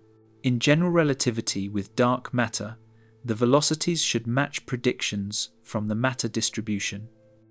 Modified gravity theories often predict different velocity patterns. The mirror universe model predicts velocities consistent with general relativity plus dark matter from the mirror universe's gravitational influence. Observed velocities match general relativity's predictions. Galaxies near void centers move outward at speeds of 100 to 300 kilometers per second, exactly as predicted from the surrounding matter distribution, assuming standard gravity and dark matter. No evidence appears for modified gravity effects. This agreement supports the mirror universe model, which uses standard gravity with dark matter from the mirror universe, rather than modified gravity theories that attempt to explain observations without dark matter. Void shapes provide another test. If gravity behaves as Einstein predicted, voids should be roughly spherical or slightly elongated along the filaments connecting them. Modified gravity theories sometimes predict different shapes, more elongated or more clustered. Observations show voids are indeed roughly spherical with moderate ellipticity, matching general relativity's predictions. The distribution of shapes follows predictions from simulations including standard gravity and dark matter. The Alcock-Paczynski test uses void shapes to measure cosmic geometry. This geometric test compares a void's apparent size perpendicular to the line of sight with its size along the line of sight. The ratio depends on how the universe expands. Different expansion histories produce different size ratios. By measuring this ratio for many voids at different distances, astronomers constrain dark energy's properties and the universe's curvature. The method is independent of galaxy properties, depending only on geometry. Results from the Alcock-Paczynski test using voids agree with other measurements. The universe is flat or very nearly flat. Spatial geometry is Euclidean on large scales. Dark energy comprises about 68% of the total energy density. The equation of state parameter W, the ratio of dark energy's pressure to its density, is consistent with -1, the value for a cosmological constant. These results align with the mirror universe model's prediction of a constant vacuum energy arising from CPT symmetry requirements. Void dynamics evolve with cosmic time. At early times when matter dominated, voids grew primarily through matter flowing out as galaxies formed in overdense regions. As dark energy became important within the past few billion years, void expansion accelerated. Future observations with larger surveys will measure how void sizes and numbers change with redshift, tracing this evolution across cosmic history. The mirror universe model predicts specific evolution rates based on CPT symmetric dark energy. The Cosmic Void Catalogue from the Sloan Digital Sky Survey contains detailed properties of over 1,000 voids, positions, sizes, shapes, and the numbers and types of galaxies they contain. This catalogue enables statistical tests of cosmological models. Researchers compare observed void properties with predictions from simulations. The match is excellent for simulations including dark matter and dark energy, with properties matching other observations. Alternative models without dark matter or with modified gravity produce void distributions that don't match observations. Small galaxies inhabit void interiors. These void galaxies differ from galaxies in denser regions. They tend to be bluer, indicating active star formation. They are more gas-rich, having retained their gas without interactions that strip it away. They are less clustered, often isolated in space. Studying void galaxies reveals how environment affects galaxy evolution. The mirror universe's gravitational influence should affect void galaxies identically to galaxies in filaments. No difference is predicted based on location. Future surveys will map voids across cosmic time. The Dark Energy Spectroscopic Instrument will measure galaxy positions and velocities for tens of millions of galaxies, identifying voids at redshifts up to 2 looking back 10 billion years. The Nancy Grace Roman Space Telescope will complement these measurements with high-resolution imaging. Together, they will reveal how the void network evolved as dark energy came to dominate the universe's expansion. Neutrino mass hierarchy and CPT implications. Neutrinos possess mass, but determining their mass hierarchy remains one of particle physics' outstanding puzzles. These nearly massless particles come in 3 flavors: electron, muon, and tau neutrinos, and oscillate between flavors as they travel. The mass differences between flavors have been measured through oscillation experiments, but whether the heaviest neutrino is the 3rd or 1st generation remains unknown. This hierarchy question connects to the mirror universe through CPT symmetry requirements that constrain neutrino properties in both universes. Neutrino oscillations were discovered through measurements of solar neutrinos in the 1960s. Ray Davis's pioneering experiment detected only 1/3 the expected electron neutrinos from the Sunday. This solar neutrino problem persisted for decades until physicists realized neutrinos change flavor during their journey. Electron neutrinos produced in the Sun's core oscillate into muon and tau neutrinos before reaching Earth. Davis's detector only captured electron neutrinos, missing the others. The oscillation probability depends on mass differences between neutrino types. quantum mechanics allows particles to exist as superpositions of different mass states.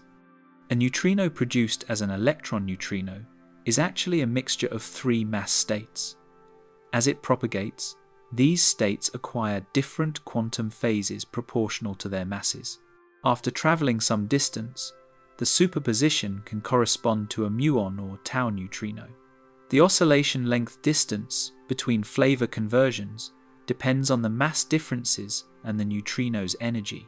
Measurements reveal two mass splittings. The solar mass splitting, measured through solar neutrinos and reactor experiments, is approximately 0.000075 electron volts squared. The atmospheric mass splitting, measured through atmospheric neutrinos and accelerator experiments, is about 0.0025 electron volts squared. These splittings are extraordinarily small. Neutrinos are at least 1 million times lighter than electrons. But the ordering remains ambiguous. Are the masses arranged as M1 is less than, M2 is less than, M3 normal hierarchy, or M3 is less than, M1 is less than, M2 inverted hierarchy? The normal hierarchy would mean the heaviest neutrino is the tau neutrino's dominant component. The inverted hierarchy would make the electron and muon neutrinos' dominant components heavier than the tau neutrinos. Determining which hierarchy describes nature requires measuring how neutrinos and antineutrinos oscillate differently. CPT symmetry relates particles to antiparticles. If CPT is exact, neutrinos and antineutrinos should have identical masses and opposite oscillation phases. Any difference would indicate CPT violation. The mirror universe model requires CPT symmetry to be exact. The two universes are CPT conjugates, charge, parity, and time all flip across the Big Bang singularity. If neutrinos violated CPT symmetry, the mirror universe's neutrinos would behave differently than our universe's neutrinos when accounting for the CPT transformation. This would break the fundamental symmetry underpinning the model. Precise measurements of neutrino oscillations test whether CPT symmetry holds for leptons as it does for quarks. Current experiments searching for the mass hierarchy include the Deep Underground Neutrino Experiment, DUNE, in the United States and Hyper-Kamiokande in Japan. DUNE will send neutrino beams 1,300 kilometers through Earth, from Fermilab to detectors in South Dakota. By comparing oscillation probabilities for neutrinos and antineutrinos at this distance, the experiment will determine the hierarchy and search for CPT violation. Any detected violation would challenge the mirror universe model fundamentally. Hyper-Kamiokande, scheduled to begin operations in 2027, will study atmospheric neutrinos produced by cosmic rays hitting Earth's atmosphere. These neutrinos travel through Earth at various distances depending on their arrival angle. Measuring oscillations as a function of distance and energy will resolve the mass hierarchy. The detector contains 260,000 tons of ultra-pure water, making it 50 times more sensitive than its predecessor, Super-Kamiokande. Neutrino masses themselves constrain cosmology. The sum of all neutrino masses affects how structure forms in the universe. Massive neutrinos move relativistically during structure formation, streaming out of overdense regions and smoothing density fluctuations on small scales. Cosmic microwave background observations and galaxy surveys constrain the total neutrino mass to less than 0.12 electron volts. This upper limit, combined with measured mass splittings, constrains individual neutrino masses. The mirror universe model predicts that mirror neutrinos contribute to the universe's relativistic particle content in the early universe. During Big Bang nucleosynthesis, the expansion rate depended on all relativistic species present. Standard model neutrinos contributed, and mirror neutrinos would add equally. However, if the mirror and regular sectors are thermally decoupled, not exchanging energy, mirror neutrinos don't affect our universe's early expansion. The observed helium abundance limits additional relativistic species, constraining how mirror and regular sectors interact thermally. Cosmological neutrinos form a background filling the universe, similar to the cosmic microwave background. These relic neutrinos decoupled from other matter when the universe was 1 second old. Today they have cooled to about 2 degrees above absolute zero. Detecting this cosmic neutrino background remains beyond current technology, but future experiments may succeed. The mirror universe would produce an equivalent neutrino background in its domain, invisible to us, but gravitationally coupled through space-time curvature. Majorana versus Dirac neutrinos represent another open question. Dirac neutrinos, like electrons, are distinct from their antiparticles. Majorana neutrinos are their own antiparticles. A neutrino and antineutrino are the same particle in different states. This distinction affects whether neutrinos can enable neutrinoless double beta decay, where atomic nuclei decay, emitting 2 electrons and no neutrinos. Observing this decay would prove neutrinos are Majorana particles and provide information about absolute neutrino masses. The mirror universe model is compatible with either Majorana or Dirac neutrinos. If neutrinos are Majorana particles, mirror universe neutrinos would also be Majorana particles due to CPT symmetry. The mass generation mechanisms would mirror each other across the singularity. If neutrinos are Dirac particles with separate antiparticles, mirror neutrinos, likewise, have separate antiparticles. Current experiments searching for neutrinoless double beta decay will determine neutrino nature and test whether the mirror universe's neutrino sector matches predictions. Primordial magnetic fields. The universe contains magnetic fields at all scales, from planets and stars to galaxies and galaxy clusters. The origin of these fields, particularly large-scale magnetic fields pervading intergalactic space, remains mysterious. Observations reveal coherent magnetic fields stretching millions of light-years through galaxy clusters. Such fields cannot have formed recently through astrophysical processes alone. Their coherence length exceeds what stellar or galactic dynamos can produce. Understanding primordial magnetic fields may require mechanisms operating in the very early universe, potentially involving physics from the mirror universe model. Magnetic fields in galaxy clusters were discovered through radio observations. Synchrotron radiation from relativistic electrons spiraling in magnetic fields produces radio emission. The strength of this emission reveals field strengths of approximately 1 microgauss throughout clusters weak compared to Earth's magnetic field, but significant for structures hundreds of millions of light-years across. The fields show coherent structure on megaparsec scales, suggesting they formed early or were amplified efficiently from tiny seed fields. Several mechanisms have been proposed for generating primordial magnetic fields.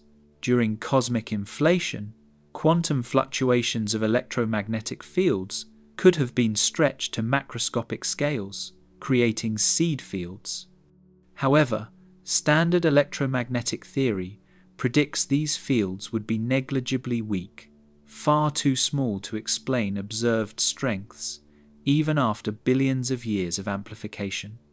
Modified electromagnetism during inflation, or new physics coupling inflation to electromagnetism, might generate stronger seeds.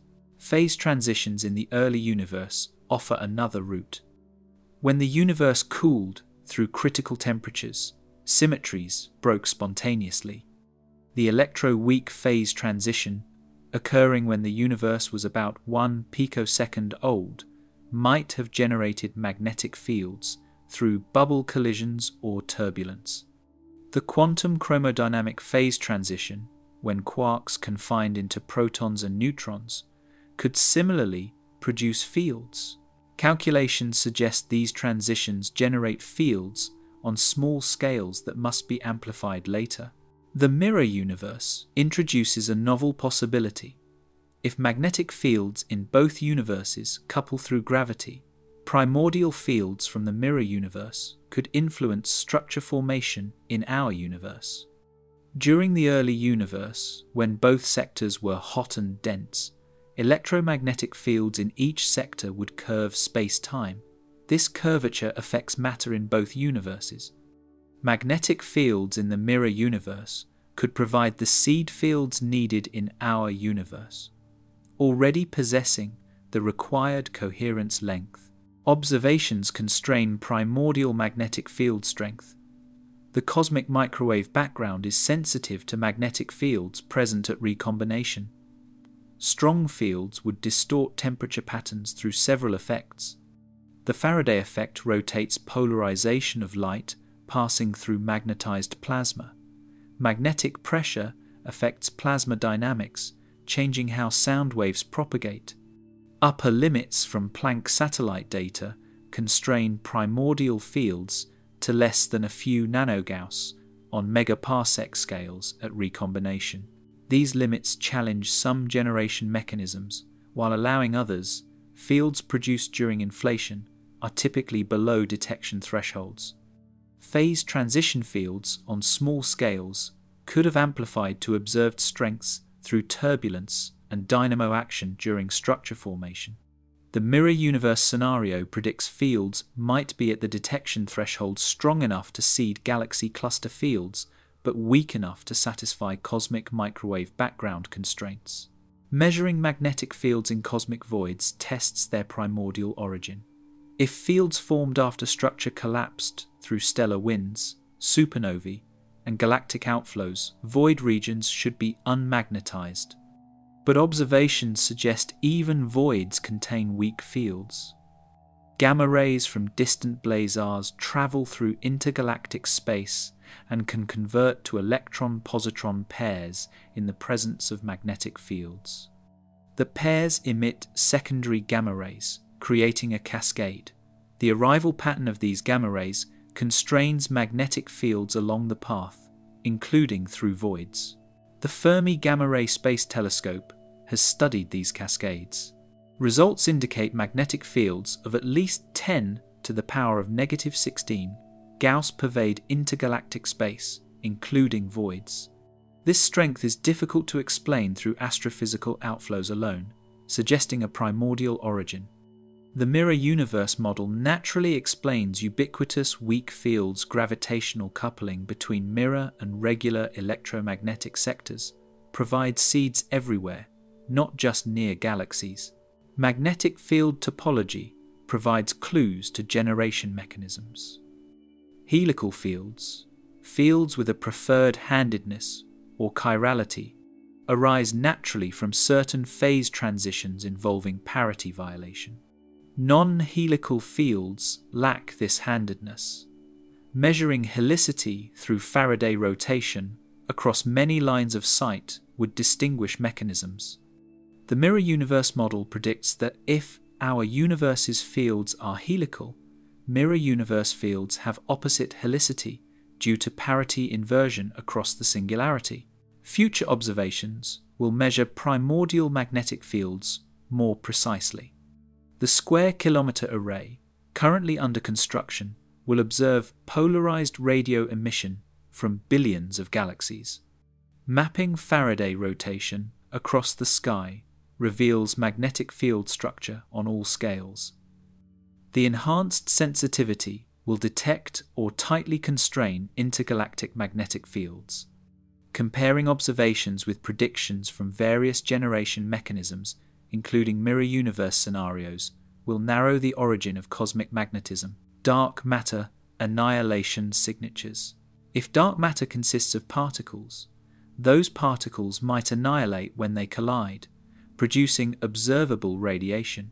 The galactic center, dwarf galaxies, and galaxy clusters represent prime locations to search for annihilation signals. Telescopes spanning gamma-ray, X-ray, and radio wavelengths scan these regions for excess emission that cannot be explained by conventional astrophysics. The mirror universe model makes specific predictions about whether such signals should exist and their characteristics, differing from typical dark matter particle candidates. Standard dark matter candidates like WIMPs, weakly interacting massive particles, annihilate when particles and antiparticles meet. The annihilation produces standard model particles, quarks, leptons, and gauge bosons. These particles decay or hadronize, ultimately producing stable particles including gamma rays, neutrinos, and cosmic rays. The annihilation rate depends on the dark matter density squared. More encounters occur in denser regions. Galactic centers, with their high dark matter concentrations, should produce strong signals if WIMPs annihilate efficiently. The Fermi Large Area Telescope has searched for gamma-ray signals from dark matter annihilation for over a decade. Observations of the galactic center region show excess gamma-ray emission at giga-electron-volt energies compared to models of known astrophysical sources. This excess could indicate dark matter annihilation, but astrophysical explanations remain viable. Pulsars, rapidly spinning neutron stars, emit gamma rays. An unresolved population of millisecond pulsars concentrated toward the galactic center might explain the excess without dark matter. Dwarf spheroidal galaxies provide cleaner targets. These small galaxies orbiting the Milky Way contain substantial dark matter but few stars and minimal gas. Astrophysical backgrounds are negligible, making them ideal for dark matter searches. Observations of dozens of dwarf galaxies reveal no significant gamma-ray emission above background.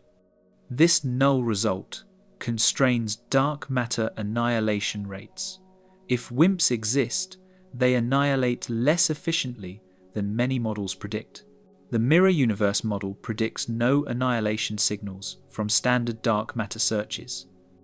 Dark matter in our universe consists of ordinary matter in the mirror universe. These are atoms, molecules, and larger structures, not elementary particles. They cannot annihilate with regular matter because they exist across the CPT boundary. Mirror protons remain mirror protons. They do not have antiparticles in our universe to annihilate with.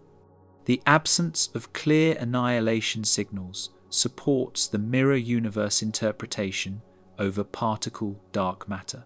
Positron excess in cosmic rays has intrigued physicists since measurements by Pamela in 2008 and AMS-02 later. These experiments detected more positrons at high energies than expected from conventional cosmic ray production. Positrons arise when high-energy cosmic rays collide with interstellar gas, producing particle showers. The observed excess might indicate dark matter annihilation, producing electron-positron pairs. Alternatively, pulsars could accelerate positrons efficiently, explaining the excess without dark matter. Recent measurements favor the pulsar explanation. Detailed analysis of positron spectrum, shape, and isotropy matches predictions from nearby pulsar populations. The excess doesn't require dark matter annihilation. The mirror universe model is consistent with this conclusion. It predicts no excess from dark matter annihilation, matching observations once astrophysical sources are properly accounted for. Neutrino telescopes search for dark matter annihilation in the Sun and Earth. Dark matter particles should accumulate in these bodies through gravitational capture, reaching high densities in their cores. If WIMPs annihilate, they would produce neutrinos that escape and travel to detectors. IceCube, a cubic kilometer neutrino detector at the South Pole, searches for such signals. No excess neutrinos from the Sun or Earth have been detected, constraining WIMP properties. These null results are natural in the mirror universe framework. Mirror atoms captured by the Sun or Earth remain mirror atoms. They don't annihilate into neutrinos. The gravitational potential of ordinary matter captures mirror matter, increasing its density in stellar and planetary cores. But no annihilation occurs because CPT symmetry prevents interactions that would produce standard model particles detectable by our instruments. Indirect detection searches will continue with increasing sensitivity.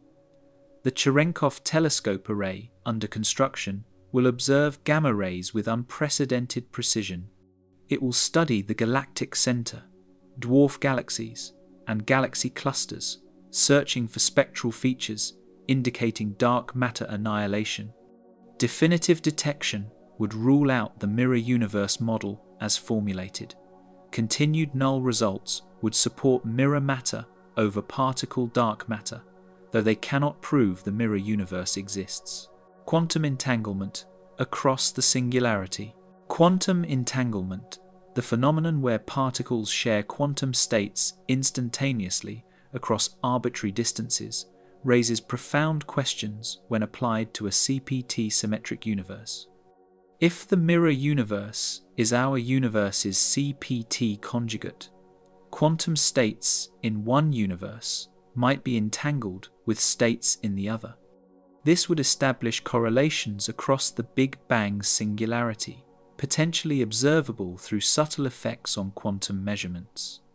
While highly speculative, exploring these possibilities reveals how quantum mechanics and cosmology intersect in the mirror universe framework.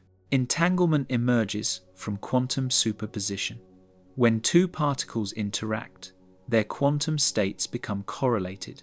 Measuring one particle's property instantly determines the other's corresponding property, regardless of separation.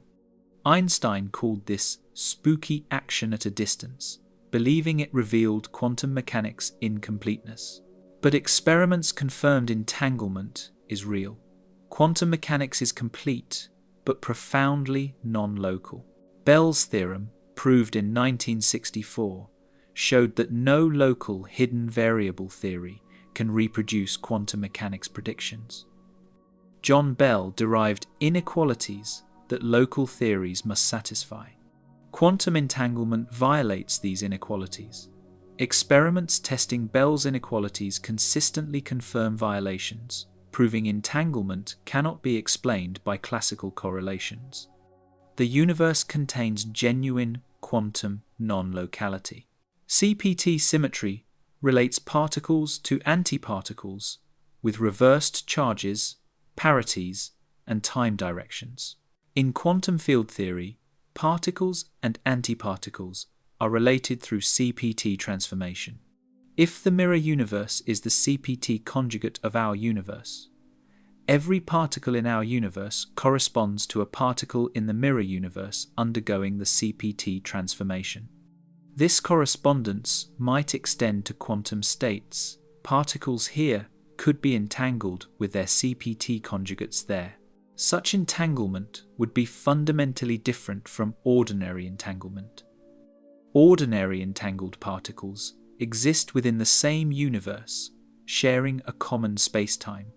Cross-singularity entanglement would involve particles in distinct spacetime regions connected only at the Big Bang. Information couldn't travel between them through normal spacetime paths. Yet quantum correlations might persist, established at the Big Bang when the universes were connected. Testing this hypothesis faces enormous challenges. We cannot directly observe the mirror universe or exchange particles with it. Any entanglement correlations would manifest indirectly through subtle effects on quantum measurements in our universe. Deviations from standard quantum mechanics predictions might indicate cross-singularity entanglement. No such deviations have been observed, but experiments haven't specifically targeted this possibility. One proposal involves cosmological Bell tests. Instead of entangling particles in a laboratory, use particle pairs created in the early universe. Cosmic microwave background photons from opposite sides of the sky were once in causal contact during inflation. they might be entangled. Measuring their polarizations could test Bell inequalities on cosmological scales. If cross-singularity entanglement exists, additional correlations beyond standard predictions might appear. Another approach examines quantum vacuum fluctuations. The quantum vacuum contains virtual particle-antiparticle pairs constantly forming and annihilating. In the mirror universe picture, virtual particles in our universe might correlate with virtual particles in the mirror universe through CPT symmetry. This could subtly affect vacuum energy calculations. The cosmological constant problem why vacuum energy is so small might relate to cancellations from cross-singularity quantum correlations. Critics argue that entanglement across the singularity contradicts causality. If the universes are truly separate, no information can propagate between them. Entanglement doesn't transmit information measuring. One particle doesn't send signals to the other, but establishing entanglement requires initial causal contact. At the Big Bang, perhaps both universes were causally connected, allowing entanglement formation. As they separated, correlations persisted while causal connections severed. Quantum mechanics on curved spacetime provides the theoretical framework. General relativity describes spacetime geometry dynamically. Quantum field theory on this curved background treats particle creation and vacuum states carefully. The Big Bang singularity represents an extreme environment where both quantum effects and gravitational effects are strong. Proper treatment requires quantum gravity, a theory not yet fully developed. Speculations about cross-singularity entanglement await this theory's completion. Cosmic dawn and the mirror universe's stars. The cosmic dawn, when the first stars ignited, marks a pivotal transition from the universe's dark ages to the era of galaxies. These primordial stars, called population 3 stars, formed from pristine hydrogen and helium with no heavier elements. Their light reionized the intergalactic medium, making the universe transparent to ultraviolet radiation. Understanding cosmic dawn tests cosmological models, including the mirror universe hypothesis. If a mirror universe exists, its own cosmic dawn occurs simultaneously, and subtle gravitational effects from mirror universe stars might influence structure formation in our universe. Population 3 stars have never been directly observed. They formed when the universe was between 100 and 400 million years old at redshifts of 20 to 30. These stars were massive, perhaps 100 to 1,000 solar masses, and extremely hot. Their ultraviolet radiation was intense, capable of ionizing hydrogen across vast distances. They lived briefly, only a few million years, before exploding as supernovae. These explosions synthesized and dispersed heavy elements, enriching the gas that formed subsequent stellar generations. The James Webb Space Telescope is searching for population 3 stars by observing the early universe. Its infrared detectors can detect light from galaxies at redshifts exceeding 10, corresponding to when the universe was less than 500 million years old. Early results have identified candidate galaxies at these epochs, some containing stars that might be population 3 or very metal poor. Confirming zero metallicity requires spectroscopy, revealing the absence of heavy element absorption lines. Cosmic dawn affected the universe's ionization state. Before the first stars formed, intergalactic hydrogen was neutral. Starlight ionized this hydrogen through photoionization photons with energies exceeding 13.6 electron volts, strip electrons from hydrogen atoms. As ionized regions grew around star-forming galaxies, they eventually overlapped, completing reionization. Observations of distant quasars show the intergalactic medium became fully ionized by redshift 6, about 1 billion years after the Big Bang. The 21 centimeter line of neutral hydrogen traces reionization. Neutral hydrogen emits radiation at a wavelength of 21 centimeters when its electron spin flips. This emission, redshifted by cosmic expansion, appears at meter wavelengths for hydrogen at cosmic dawn. Radio telescopes detect this signal, mapping neutral hydrogen's distribution across redshifts. Experiments like HERA and the Square Kilometre Array aim to observe the 21 centimeter signal from cosmic dawn, revealing when and how reionization occurred. The mirror universe underwent its own cosmic dawn. CPT symmetry requires identical processes in both universes, just time reversed relative to each other. Mirror universe population 3 stars, formed at the same cosmic time, reionized mirror universe gas and enriched it with heavy elements. These processes unfolded identically in both domains. Gravitationally, mirror stars contributed to the total mass density, affecting structure growth rates equally in both universes. Gravitational effects from mirror universe structures influence our universe's evolution. During cosmic dawn, dark matter halos in our universe contained mass from both visible and mirror sectors. The additional mass deepened gravitational potential wells, accelerating gas infall and star formation.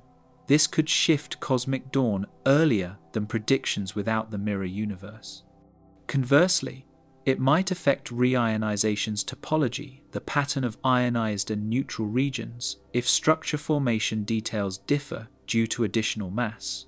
Current observations don't yet constrain these effects precisely. The 21 centimeter signal has not been definitively detected from cosmic dawn. When detected, its amplitude and structure will reveal reionization's timing and morphology. Comparing observations with simulations including only visible matter versus simulations including mirror universe mass will test whether the mirror universe's presence is necessary to match data. Discrepancies might indicate additional physics beyond standard cosmology. Supernova feedback from population 3 stars shaped subsequent star formation. These massive stars' deaths released enormous energy, heating, gas, and driving it out of small galaxies. This feedback regulated star formation rates, preventing runaway conversion of gas to stars. Mirror universe supernovae similarly affected mirror universe structure, but also influenced our universe gravitationally. The combined feedback from both sectors might explain observed star formation efficiencies in early galaxies. Future observations will probe cosmic dawn with unprecedented detail. The Nancy Grace Roman Space Telescope will image early galaxies, identifying candidates for population 3 stars through their unique spectral properties. Ground-based 21 centimeter arrays will map neutral hydrogen across cosmic dawn, revealing reionization's progression. These observations will test whether structure formation proceeded faster or slower than predictions, potentially revealing mirror universe influences. The cosmic neutrino background. Hidden throughout space is a sea of neutrinos left over from the Big Bang, the cosmic neutrino background. These relic neutrinos formed 1 second after the universe began, when temperatures dropped below 10 billion degrees and neutrinos decoupled from matter.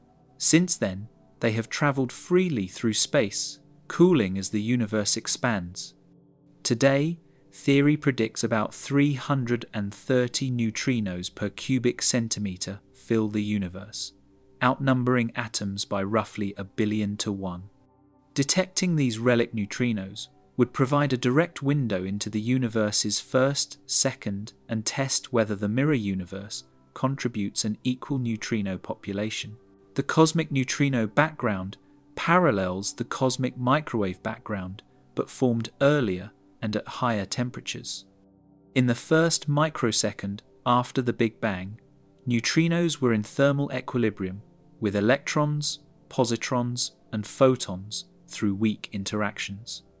Neutrinos scattered frequently off these particles, maintaining the same temperature. As the universe expanded and cooled, the weak interaction rate dropped. At about 1 second, when temperature fell to 10 billion degrees, neutrinos decoupled, they stopped interacting and began free streaming through space. This decoupling established the neutrino temperature relative to the photon temperature. After neutrinos decoupled, electrons and positrons annihilated into photons, slightly reheating the photon bath, but not the decoupled neutrinos. The reheating factor is 11/4, 1/3, meaning today's neutrinos should be cooler than photons by this factor. The cosmic microwave background temperature is 2.725 Kelvin, so the cosmic neutrino background temperature should be about 1.95 Kelvin. This corresponds to typical neutrino energies around 0.00017 electron volts. Extraordinarily small, detecting individual relic neutrinos is impossibly difficult with current technology. These ultra-low energy neutrinos interact even more weakly than the energetic neutrinos from the sun or nuclear reactors that experiments routinely detect. The capture cross-section, the probability a neutrino interacts with matter, is proportional to neutrino energy. Relic neutrinos have energies 1 billion times smaller than solar neutrinos, making their interactions 1 billion times rarer. No conceivable detector could capture enough relic neutrinos to measure directly. But the cosmic neutrino background affects cosmological observables even if individual neutrinos cannot be detected. The neutrino energy density contributes to the universe's total energy budget, affecting expansion rate history. During the radiation-dominated era before matter domination, neutrinos provided about 40% of the total radiation density. The rest came from photons and electron-positron pairs. This neutrino contribution is essential for correctly predicting Big Bang nucleosynthesis outcomes, like helium and deuterium abundances. The number of neutrino species affects nucleosynthesis timing crucially. More neutrino types mean higher radiation density, faster expansion, and earlier freeze-out of nuclear reactions. This leaves more neutrons available for helium formation, increasing the helium-4 abundance. Comparing observed primordial abundances with predictions constrains the effective number of neutrino species to be 3, plus or minus 0.3. The standard model predicts exactly 3 species: electron, muon, and tau neutrinos. Agreement between theory and observation confirms our understanding of the early universe and constrains exotic physics that might add extra species. The Planck satellite measured cosmic microwave background fluctuations with exquisite precision, enabling independent determination of the effective neutrino number through subtle effects on the microwave background spectrum. Neutrinos affect the expansion rate during recombination when the microwave background is formed, changing the sound horizon scale that baryon acoustic oscillations measure. Planck's analysis yielded an effective neutrino number of 3.04 plus or minus 0.18, consistent with 3 standard neutrinos and ruling out large populations of additional neutrino-like particles. In a CPT symmetric cosmology with a mirror universe, the cosmic neutrino background should exist in both universes. Our universe contains 3 neutrino flavors at temperature 1.95 Kelvin. The mirror universe contains 3 mirror neutrino flavors at the same temperature in its frame. From our perspective, mirror neutrinos exist but don't interact with our matter through electromagnetic or weak forces, only through gravity. They contribute to the total neutrino energy density affecting cosmological expansion. If mirror neutrinos are massive, their contribution to dark matter depends on their masses. Current constraints suggest standard neutrinos have masses below 0.12 electron volts, too light to constitute dark matter. If mirror neutrinos have identical masses due to CPT symmetry, they also cannot be dark matter. But if neutrinos have unexpected heavy flavors, a fourth species, or heavier mass hierarchy, the relic abundance could contribute significantly. The mirror universe model doesn't require heavy neutrinos. Predicting dark matter comes from mirror atoms rather than mirror neutrinos. Gravitational effects of the cosmic neutrino background might be detectable through clustering measurements. Neutrinos today are non-relativistic if their masses exceed about 0.001 electron volts. Non-relativistic neutrinos cluster gravitationally like dark matter, but they move faster due to thermal velocities from the Big Bang. This hot dark matter component creates distinctive patterns in large-scale structure, suppressing small-scale clustering while following the cosmic web on large scales. The most promising detection method involves measuring how cosmic structure growth is affected by neutrino mass. Massive neutrinos suppress the growth rate of density fluctuations because they stream freely out of collapsing regions. Observations of galaxy clustering at different cosmic epochs should reveal this suppression if neutrino masses are large enough.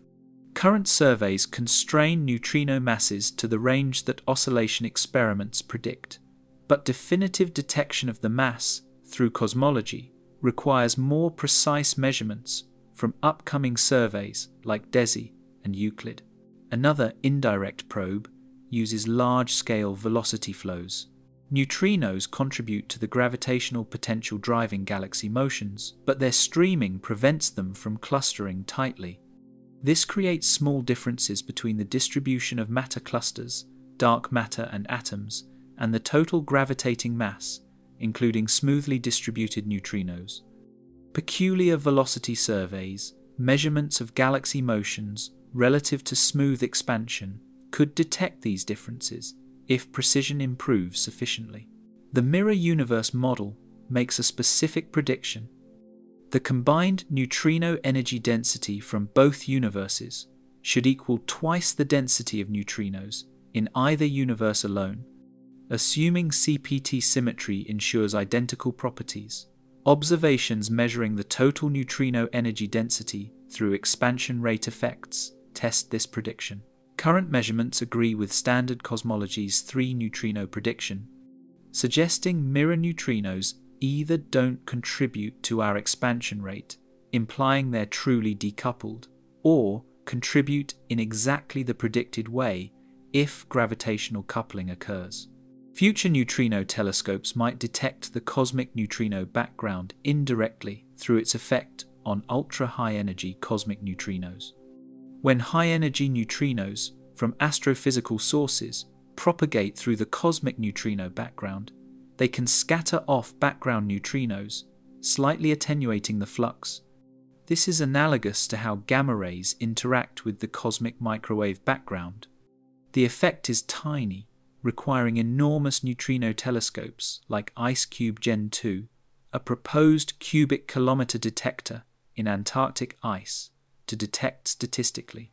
Direct detection of relic neutrinos would revolutionize cosmology and particle physics. It would confirm the Big Bang model's prediction that neutrinos decoupled at 1 second test neutrino properties in regimes inaccessible to laboratories, and potentially reveal unexpected physics. The mirror universe model predicts that such detection would show exactly 3 neutrino flavors, with properties matching the standard model, confirming CPT symmetry. Any deviation, extra species, wrong temperature, or unusual interactions would challenge the model and demand new physics beyond the mirror universe framework. Primordial black holes as dark matter candidates. Could dark matter be primordial black holes? Black holes formed in the universe's first moments rather than from collapsing stars. This provocative idea has attracted renewed interest as a potential solution to the dark matter mystery. Primordial black holes could form from density fluctuations in the very early universe, creating gravitating objects that interact only through gravity, matching dark matter's observational properties. Whether they could account for all dark matter, or whether mirror universe matter provides a better explanation, depends on stringent observational constraints from gravitational lensing, gravitational waves, and cosmic structure. Primordial black holes differ fundamentally from stellar black holes. Stellar black holes form when massive stars exhaust their nuclear fuel and collapse under gravity, a well-understood process producing black holes with masses from about 5 to 100 solar masses. Primordial black holes formed in the first second after the Big Bang from regions where density fluctuations exceeded a critical threshold. When a region's density contrast reached about 50% above average, it collapsed directly into a black hole without forming a star first. The mass of a primordial black hole depends on when it formed. Black holes forming at 1 microsecond after the Big Bang would have masses around 10, -8 solar masses, about 10-25 kilograms, roughly Earth's mass. Those forming at 1 second would have roughly 1 solar mass. Later formation times produce proportionally larger masses. The formation time window extends from about 10, -23 seconds, when quantum gravity effects become important, to roughly 1 second, when the universe becomes too uniform for significant overdensities to exist. Stephen Hawking famously showed in 1974 that black holes evaporate through quantum radiation. The evaporation rate depends inversely on mass. Smaller black holes evaporate faster. Black holes, smaller than about 10-15 grams, would have already evaporated by today, having lifetimes shorter than the universe's age. This sets a lower mass limit for primordial black holes that could constitute dark matter. Only those with masses above about 10-15 grams, roughly an asteroid's mass, survive to the present day. The mass range between 10-15 grams and 10-25 grams faces the tightest constraints. Observations of neutron stars have detected no anomalous heating from primordial black holes passing through them, ruling out significant populations in this mass range. Gamma-ray observations from Hawking radiation set limits on lower masses. Femtolensing of gamma-ray bursts, ultra-short brightening events that would occur if primordial black holes passed in front of distant bursts, constrain the range from 10-17 to 10-22 grams. Current limits suggest primordial black holes in these ranges contribute less than 1% of dark matter. Gravitational microlensing surveys provide powerful constraints at higher masses. When a primordial black hole passes in front of a background star, gravitational lensing briefly brightens the star. The brightening duration depends on the black hole's mass and velocity heavier. Slower black holes cause longer events. The Mako and Eros collaborations monitored millions of stars in the Large Magellanic Cloud for microlensing events over decades. They detected some events, but too few to explain dark matter. The results ruled out primordial black holes with masses from 10-7 to several solar masses as the dominant dark matter component. The intermediate mass range from 10 to 100 solar masses remains intriguing. LIGO's detection of gravitational waves from merging black holes in this mass range sparked speculation that these could be primordial rather than stellar black holes. Primordial black holes would form in binary systems if two black holes formed near each other in the early universe. These binaries would gradually merge through gravitational wave emission, producing detectable signals today. The merger rate depends on the primordial black hole abundance. More primordial black holes mean more mergers. However, several lines of evidence argue against primordial black holes as the primary dark matter. Wide binary stars, pairs of stars separated by thousands of astronomical units, but gravitationally bound, would be disrupted if primordial black holes constituted most dark matter. The black holes would occasionally pass through binary systems, gravitationally perturbing the stars and breaking the pairs apart. Observations show wide binaries are common and stable, constraining primordial black hole abundance to less than about 30% of dark matter in the relevant mass range. Ultra-faint dwarf galaxies provide another constraint. These tiny galaxies orbiting the Milky Way contain very little visible matter, but appear to have substantial dark matter halos based on stellar velocities. If dark matter consisted of primordial black holes, dynamical friction, gravitational interactions between black holes and stars would cause the black holes to sink to the galaxy center, creating a dense core. Observations show these galaxies have constant density cores, not the cusps expected from primordial black holes. This argues against black holes being the dominant dark matter component. The cosmic microwave background structure also constrains primordial black holes. If significant primordial black hole formation occurred, it would have left imprints in the microwave background fluctuations. The energy released during black hole formation would have affected the ionization history and temperature fluctuations. Planck satellite measurements show no such signatures, limiting how many primordial black holes could have formed in the early universe. Despite these constraints, some windows remain where primordial black holes might contribute to dark matter without violating observations. The mass range around 10-20 grams faces weaker constraints than adjacent ranges. Black holes with masses around 30 solar masses might avoid some constraints while explaining LIGO's detections.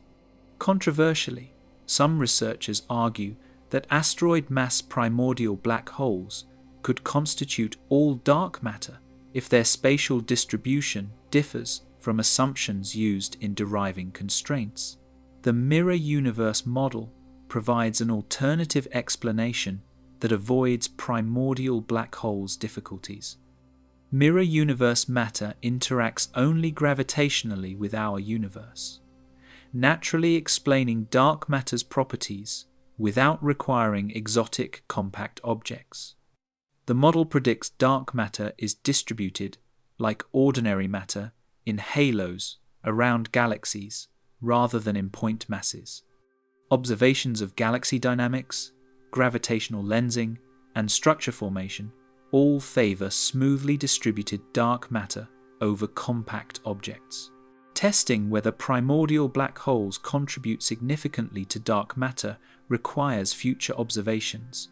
The Nancy Grace Roman Space Telescope will conduct micro-lensing surveys sensitive to intermediate mass black holes. LIGO, Virgo, and CAGRA gravitational wave detectors will observe more black hole mergers, determining whether their masses and merger rates match primordial or stellar origins. Precise measurements of the cosmic microwave background's polarization by future experiments could detect subtle signatures of primordial black hole formation. The mirror universe hypothesis predicts that primordial black holes, if they formed in our universe, also formed identically in the mirror universe due to CPT symmetry. Both universes would contain equal populations of primordial black holes with the same mass distributions. But the model doesn't require primordial black holes to explain dark matter. Ordinary mirror atoms suffice. If observations definitively rule out primordial black holes as dark matter, the mirror universe model remains viable. If primordial black holes are discovered in significant numbers, the model must accommodate them in both universes symmetrically. Quantum entanglement across the mirror boundary. Quantum entanglement represents one of physics' most counterintuitive phenomena. Particles, separated by vast distances, instantaneously affect each other's states. Einstein famously called it spooky action at a distance, though modern understanding shows no information travels faster than light. In the context of a mirror universe, a fascinating question arises. Could particles be entangled across the CPT boundary, creating correlations between universes? While highly speculative, exploring this possibility reveals deep connections between quantum mechanics, cosmology, and the nature of the Big Bang singularity. Entanglement occurs when two or more particles share quantum states, such that measuring one particle immediately determines properties of the others, regardless of separation distance. The classic example involves photon pairs created with correlated polarizations. Measuring one photon's polarization as vertical instantaneously ensures the other is horizontal, even if they're light years apart. This isn't information transfer. You cannot control what measurement result you get, so you cannot send signals. But the correlations are real, measurable, and central to quantum mechanics. The phenomenon's strangeness led to the EPR paradox, named for Einstein, Podolsky, and Rosen's 1935 paper questioning quantum mechanics' completeness. They argued that either quantum mechanics' incomplete hidden variables determine measurement outcomes or action at a distance occurs, violating locality. John Bell's 1964 theorem showed these positions are testable. Experiments by Alain Aspect and others in the 1980s violated Bell's inequalities, confirming quantum mechanics and ruling out local hidden variables. Entanglement is real.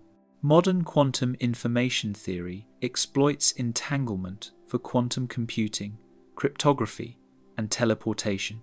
Quantum computers use entangled qubits to process information in ways impossible for classical computers. Quantum key distribution uses entanglement to create absolutely secure communication channels.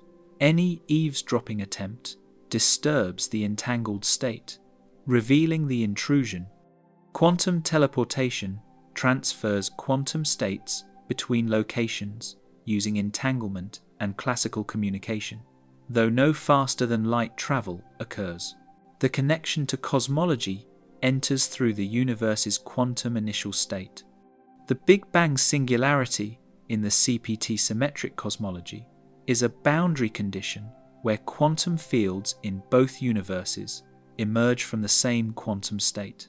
This raises the possibility that particles in our universe might be entangled with particles in the mirror universe if they originated from the same quantum fluctuations at the singularity.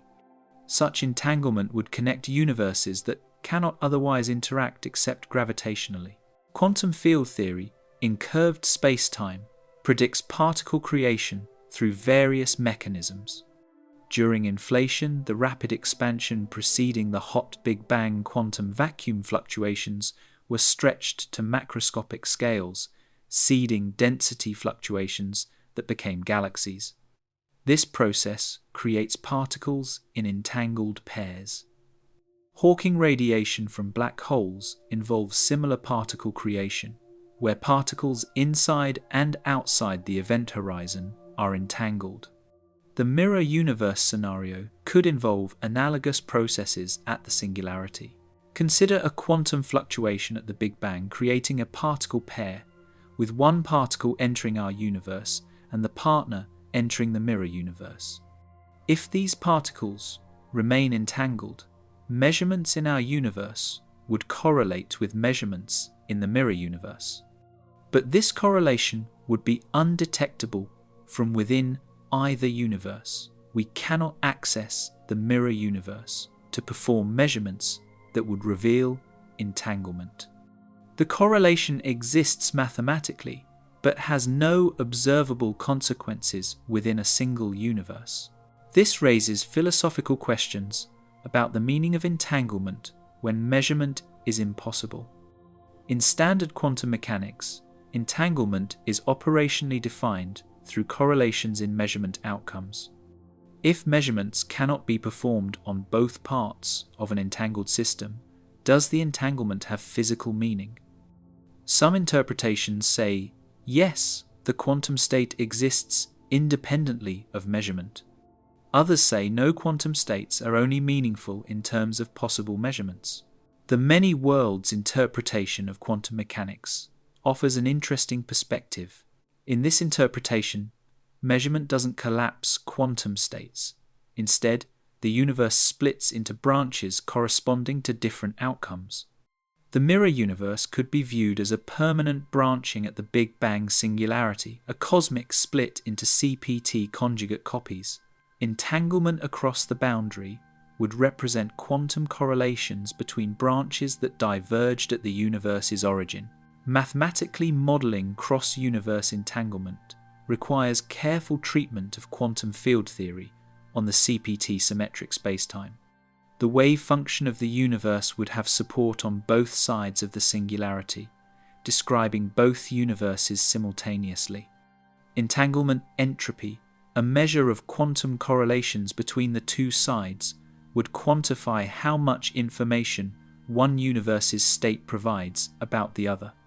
If the universes emerged from a pure quantum state, they would be maximally entangled initially, though classical evolution would decohere this entanglement over time. Decoherence is the process where quantum systems lose coherence through environmental interactions, transitioning from quantum to classical behavior. For cross-universe entanglement to have observable effects, it would need to survive decoherence for billions of years. Given that entanglement is notoriously fragile, even microscopic systems decohere in microseconds without careful isolation. Macroscopic cross-universe entanglement seems implausible. The gravitational and matter interactions each particle experiences would destroy quantum correlations almost immediately. However, certain protected quantum states might maintain entanglement longer. Topological quantum states, for instance, store quantum information in global properties resistant to local disturbances. If the universe's quantum state has topological character, some entanglement across the mirror boundary might survive. But detecting such entanglement would require measurements across both universes simultaneously, technologically impossible given the universe's separation. An observable consequence might appear in cosmological observables if cross-universe entanglement affects large-scale structure. If quantum fluctuations during inflation were entangled across the boundary, correlations might appear in cosmic microwave background fluctuations or galaxy distributions. But standard inflation produces quantum fluctuations independently in each universe. There's no mechanism for creating cross-universe correlations in conventional models. The CPT symmetric initial condition would need special properties to generate such correlations. The black hole information paradox provides an analogy. When matter falls into a black hole, information appears lost, violating quantum mechanics' unitarity, the principle that information is conserved. Hawking radiation partially resolves this by carrying information back out, but the mechanism remains debated. The mirror universe scenario involves similar information theoretic questions. If universes are entangled, where is the information about correlations stored? The answer likely involves the quantum state of the entire CPT symmetric spacetime, not reducible to either universe alone. String theory and quantum gravity approaches offer frameworks for addressing these questions. The holographic principle suggests that information about a volume of space is encoded on its boundary. For the mirror universe, the Big Bang singularity is a boundary between universes. Holography might imply that quantum information about both universes is encoded on this boundary, with entanglement representing correlations in the boundary data. But these ideas remain highly speculative, lacking experimental tests. Practically, cross-universe entanglement has no implications for technology or observations within our universe. Even if entanglement exists, we cannot exploit it for communication or computation because accessing the mirror universe is impossible. The entanglement would be a mathematical feature of the total quantum state, describing both universes, without consequences for measurements within either universe alone. It represents a conceptual curiosity rather than observable physics. The integrated Sachs-Wolf effect. Light traveling through the universe doesn't simply move through empty space. It traverses evolving gravitational fields created by the cosmic web's structure. As photons from the cosmic microwave background journey to our telescopes, they fall into gravitational potentials of galaxy clusters and climb out of voids. In a static universe, energy gained falling in would exactly cancel energy lost climbing out. But the universe expands, and in the presence of dark energy, gravitational potentials change with time. This creates net energy shifts, called the integrated Sachs-Wolf effect, providing direct evidence for dark energy and testing whether the mirror universe's gravitational influence matches predictions. The effect was predicted in 1967 by Rainer Sachs and Arthur Wolf as a consequence of general relativity's treatment of light in evolving spacetimes. They showed that photons traveling through time-varying gravitational potentials experience energy shifts. If a potential well becomes shallower as a photon traverses, it matter dispersing due to expansion, the photon gains net energy, becoming bluer. If a potential becomes deeper matter clustering despite expansion, the photon loses energy, becoming redder. These shifts leave imprints in the cosmic microwave background's temperature pattern. Two epochs produce significant integrated Sachs-Wolf signals. The early integrated Sachs-Wolf effect occurred during the first billion years when radiation density still influenced expansion. During this period, gravitational potentials evolved as the universe transitioned from radiation to matter domination, creating temperature fluctuations in the microwave background. The late integrated Sachs-Wolf effect began roughly 5 billion years ago when dark energy became dynamically important, causing expansion to accelerate and gravitational potentials to decay. The late integrated Sachs-Wolf effect provides direct dark energy evidence. In a matter-dominated universe, gravitational potentials remain constant, clustering matter balances, expansion's dilution. But when dark energy dominates, expansion accelerates, overwhelming gravity's attraction. Potential wells become shallower over time as expansion pulls matter apart faster than gravity can cluster it. Photons traversing these decaying potentials gain energy, creating systematic temperature correlations with the large-scale structure. Detection requires correlating cosmic microwave background temperature maps with large-scale structure maps showing galaxy or dark matter distributions. Photons passing through regions that became galaxy clusters should show systematic temperature shifts compared to photons passing through regions that became voids. This correlation was first detected in 2004 by several independent teams using data from the Wilkinson Microwave Anisotropy Probe satellite and galaxy surveys, including the Sloan Digital Sky Survey and 2-micron All-Sky survey. The detection process involves sophisticated statistical techniques. Researchers create temperature maps from microwave background observations and mass distribution maps from galaxy surveys or gravitational lensing. They then measure the cross-correlation, how microwave background temperature varies when looking toward or away from mass concentrations. Positive correlation at large angular scales indicates the integrated Sachs-Wolf effect. The correlation amplitude depends on dark energy's properties. Stronger dark energy produces larger effects. Multiple independent analyses have confirmed the detection using improved data from the Planck satellite and deeper galaxy surveys.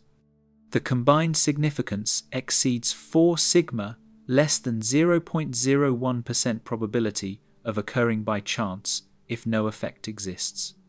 The measured amplitude matches predictions for a universe with 68% dark energy, consistent with supernovae and baryon acoustic oscillation measurements.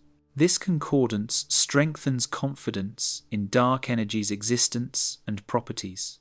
The integrated Sachs-Wolf effect constrains dark energy's equation of state, the ratio of pressure to density.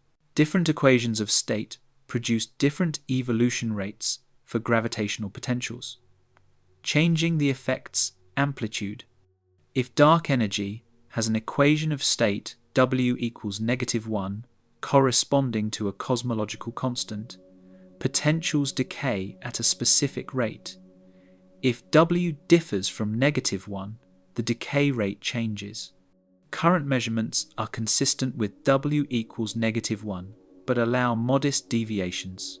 In the mirror universe model, both universes undergo identical expansion histories in their respective time directions.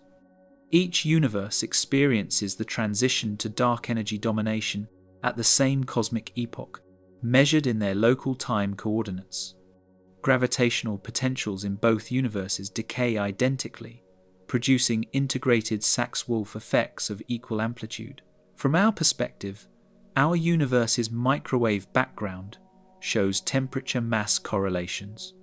The mirror universe's microwave background, if observable, would show identical correlations in their frame. The gravitational coupling between universes adds complexity.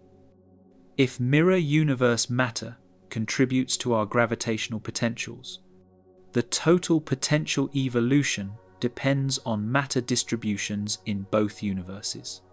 However, if CPT symmetry ensures mass distributions are identical, the combined potential evolves identically to a single universe, with twice the matter equivalent to adjusting the matter density parameter. Observations constraining matter density would implicitly constrain this combined contribution. Future surveys will measure the integrated Sachs-Wolf effect with greater precision. The Vera Rubin Observatory's legacy survey of space and time will map billions of galaxies across the southern sky, providing exquisite large-scale structure maps. Cross-correlating these with Planck's microwave background measurements will strengthen the effect's detection and tighten constraints on dark energy evolution. The Nancy Grace Roman Space Telescope will complement these measurements with infrared observations reaching higher redshifts, tracing structure evolution across more cosmic time. Systematic errors complicate integrated Sachs-Wolf measurements. Foreground contamination from dust emission, synchrotron radiation, and free emission in our galaxy can mimic cosmological signals. Researchers must carefully remove these foregrounds using multi-frequency observations that exploit their different spectral signatures. Instrumental effects, beam shapes, calibration uncertainties, and noise correlations also require precise characterization. The statistical significance of current detections includes conservative estimates of these systematic uncertainties. Alternative theories of gravity predict different integrated Sachs-Wolf signals than general relativity with dark energy. Modified Newtonian dynamics and related theories produce different potential evolution rates, changing the expected correlation amplitude. Some modified gravity models predict anti-correlation photons losing energy when passing through matter concentrations opposite to the observed positive correlation. The detection of the integrated Sachs-Wolf effect with the predicted sign and amplitude supports general relativity over many alternatives. The mirror universe model makes specific predictions, distinguishing it from other dark energy explanations. If dark energy arises from quantum vacuum energy balanced by CPT symmetry requirements, it should remain precisely constant over cosmic time equation of state, exactly W equals -1. Any detection of dark energy evolution would challenge this aspect of the model, suggesting dark energy is a dynamical field rather than vacuum energy. Current measurements allow for modest time evolution, but future surveys will test whether W remains constant to percent-level precision. Polarization measurements of the cosmic microwave background provide complementary, integrated Sachs-Wolf tests. As photons traverse evolving potentials, not only does their energy shift, but their polarization rotates through gravitational effects. This rotation creates a specific pattern in polarization maps that correlates with temperature fluctuations and mass distributions. Current polarization measurements lack the sensitivity to detect this secondary effect clearly, but future experiments targeting degree-scale polarization might succeed, providing independent dark energy confirmation.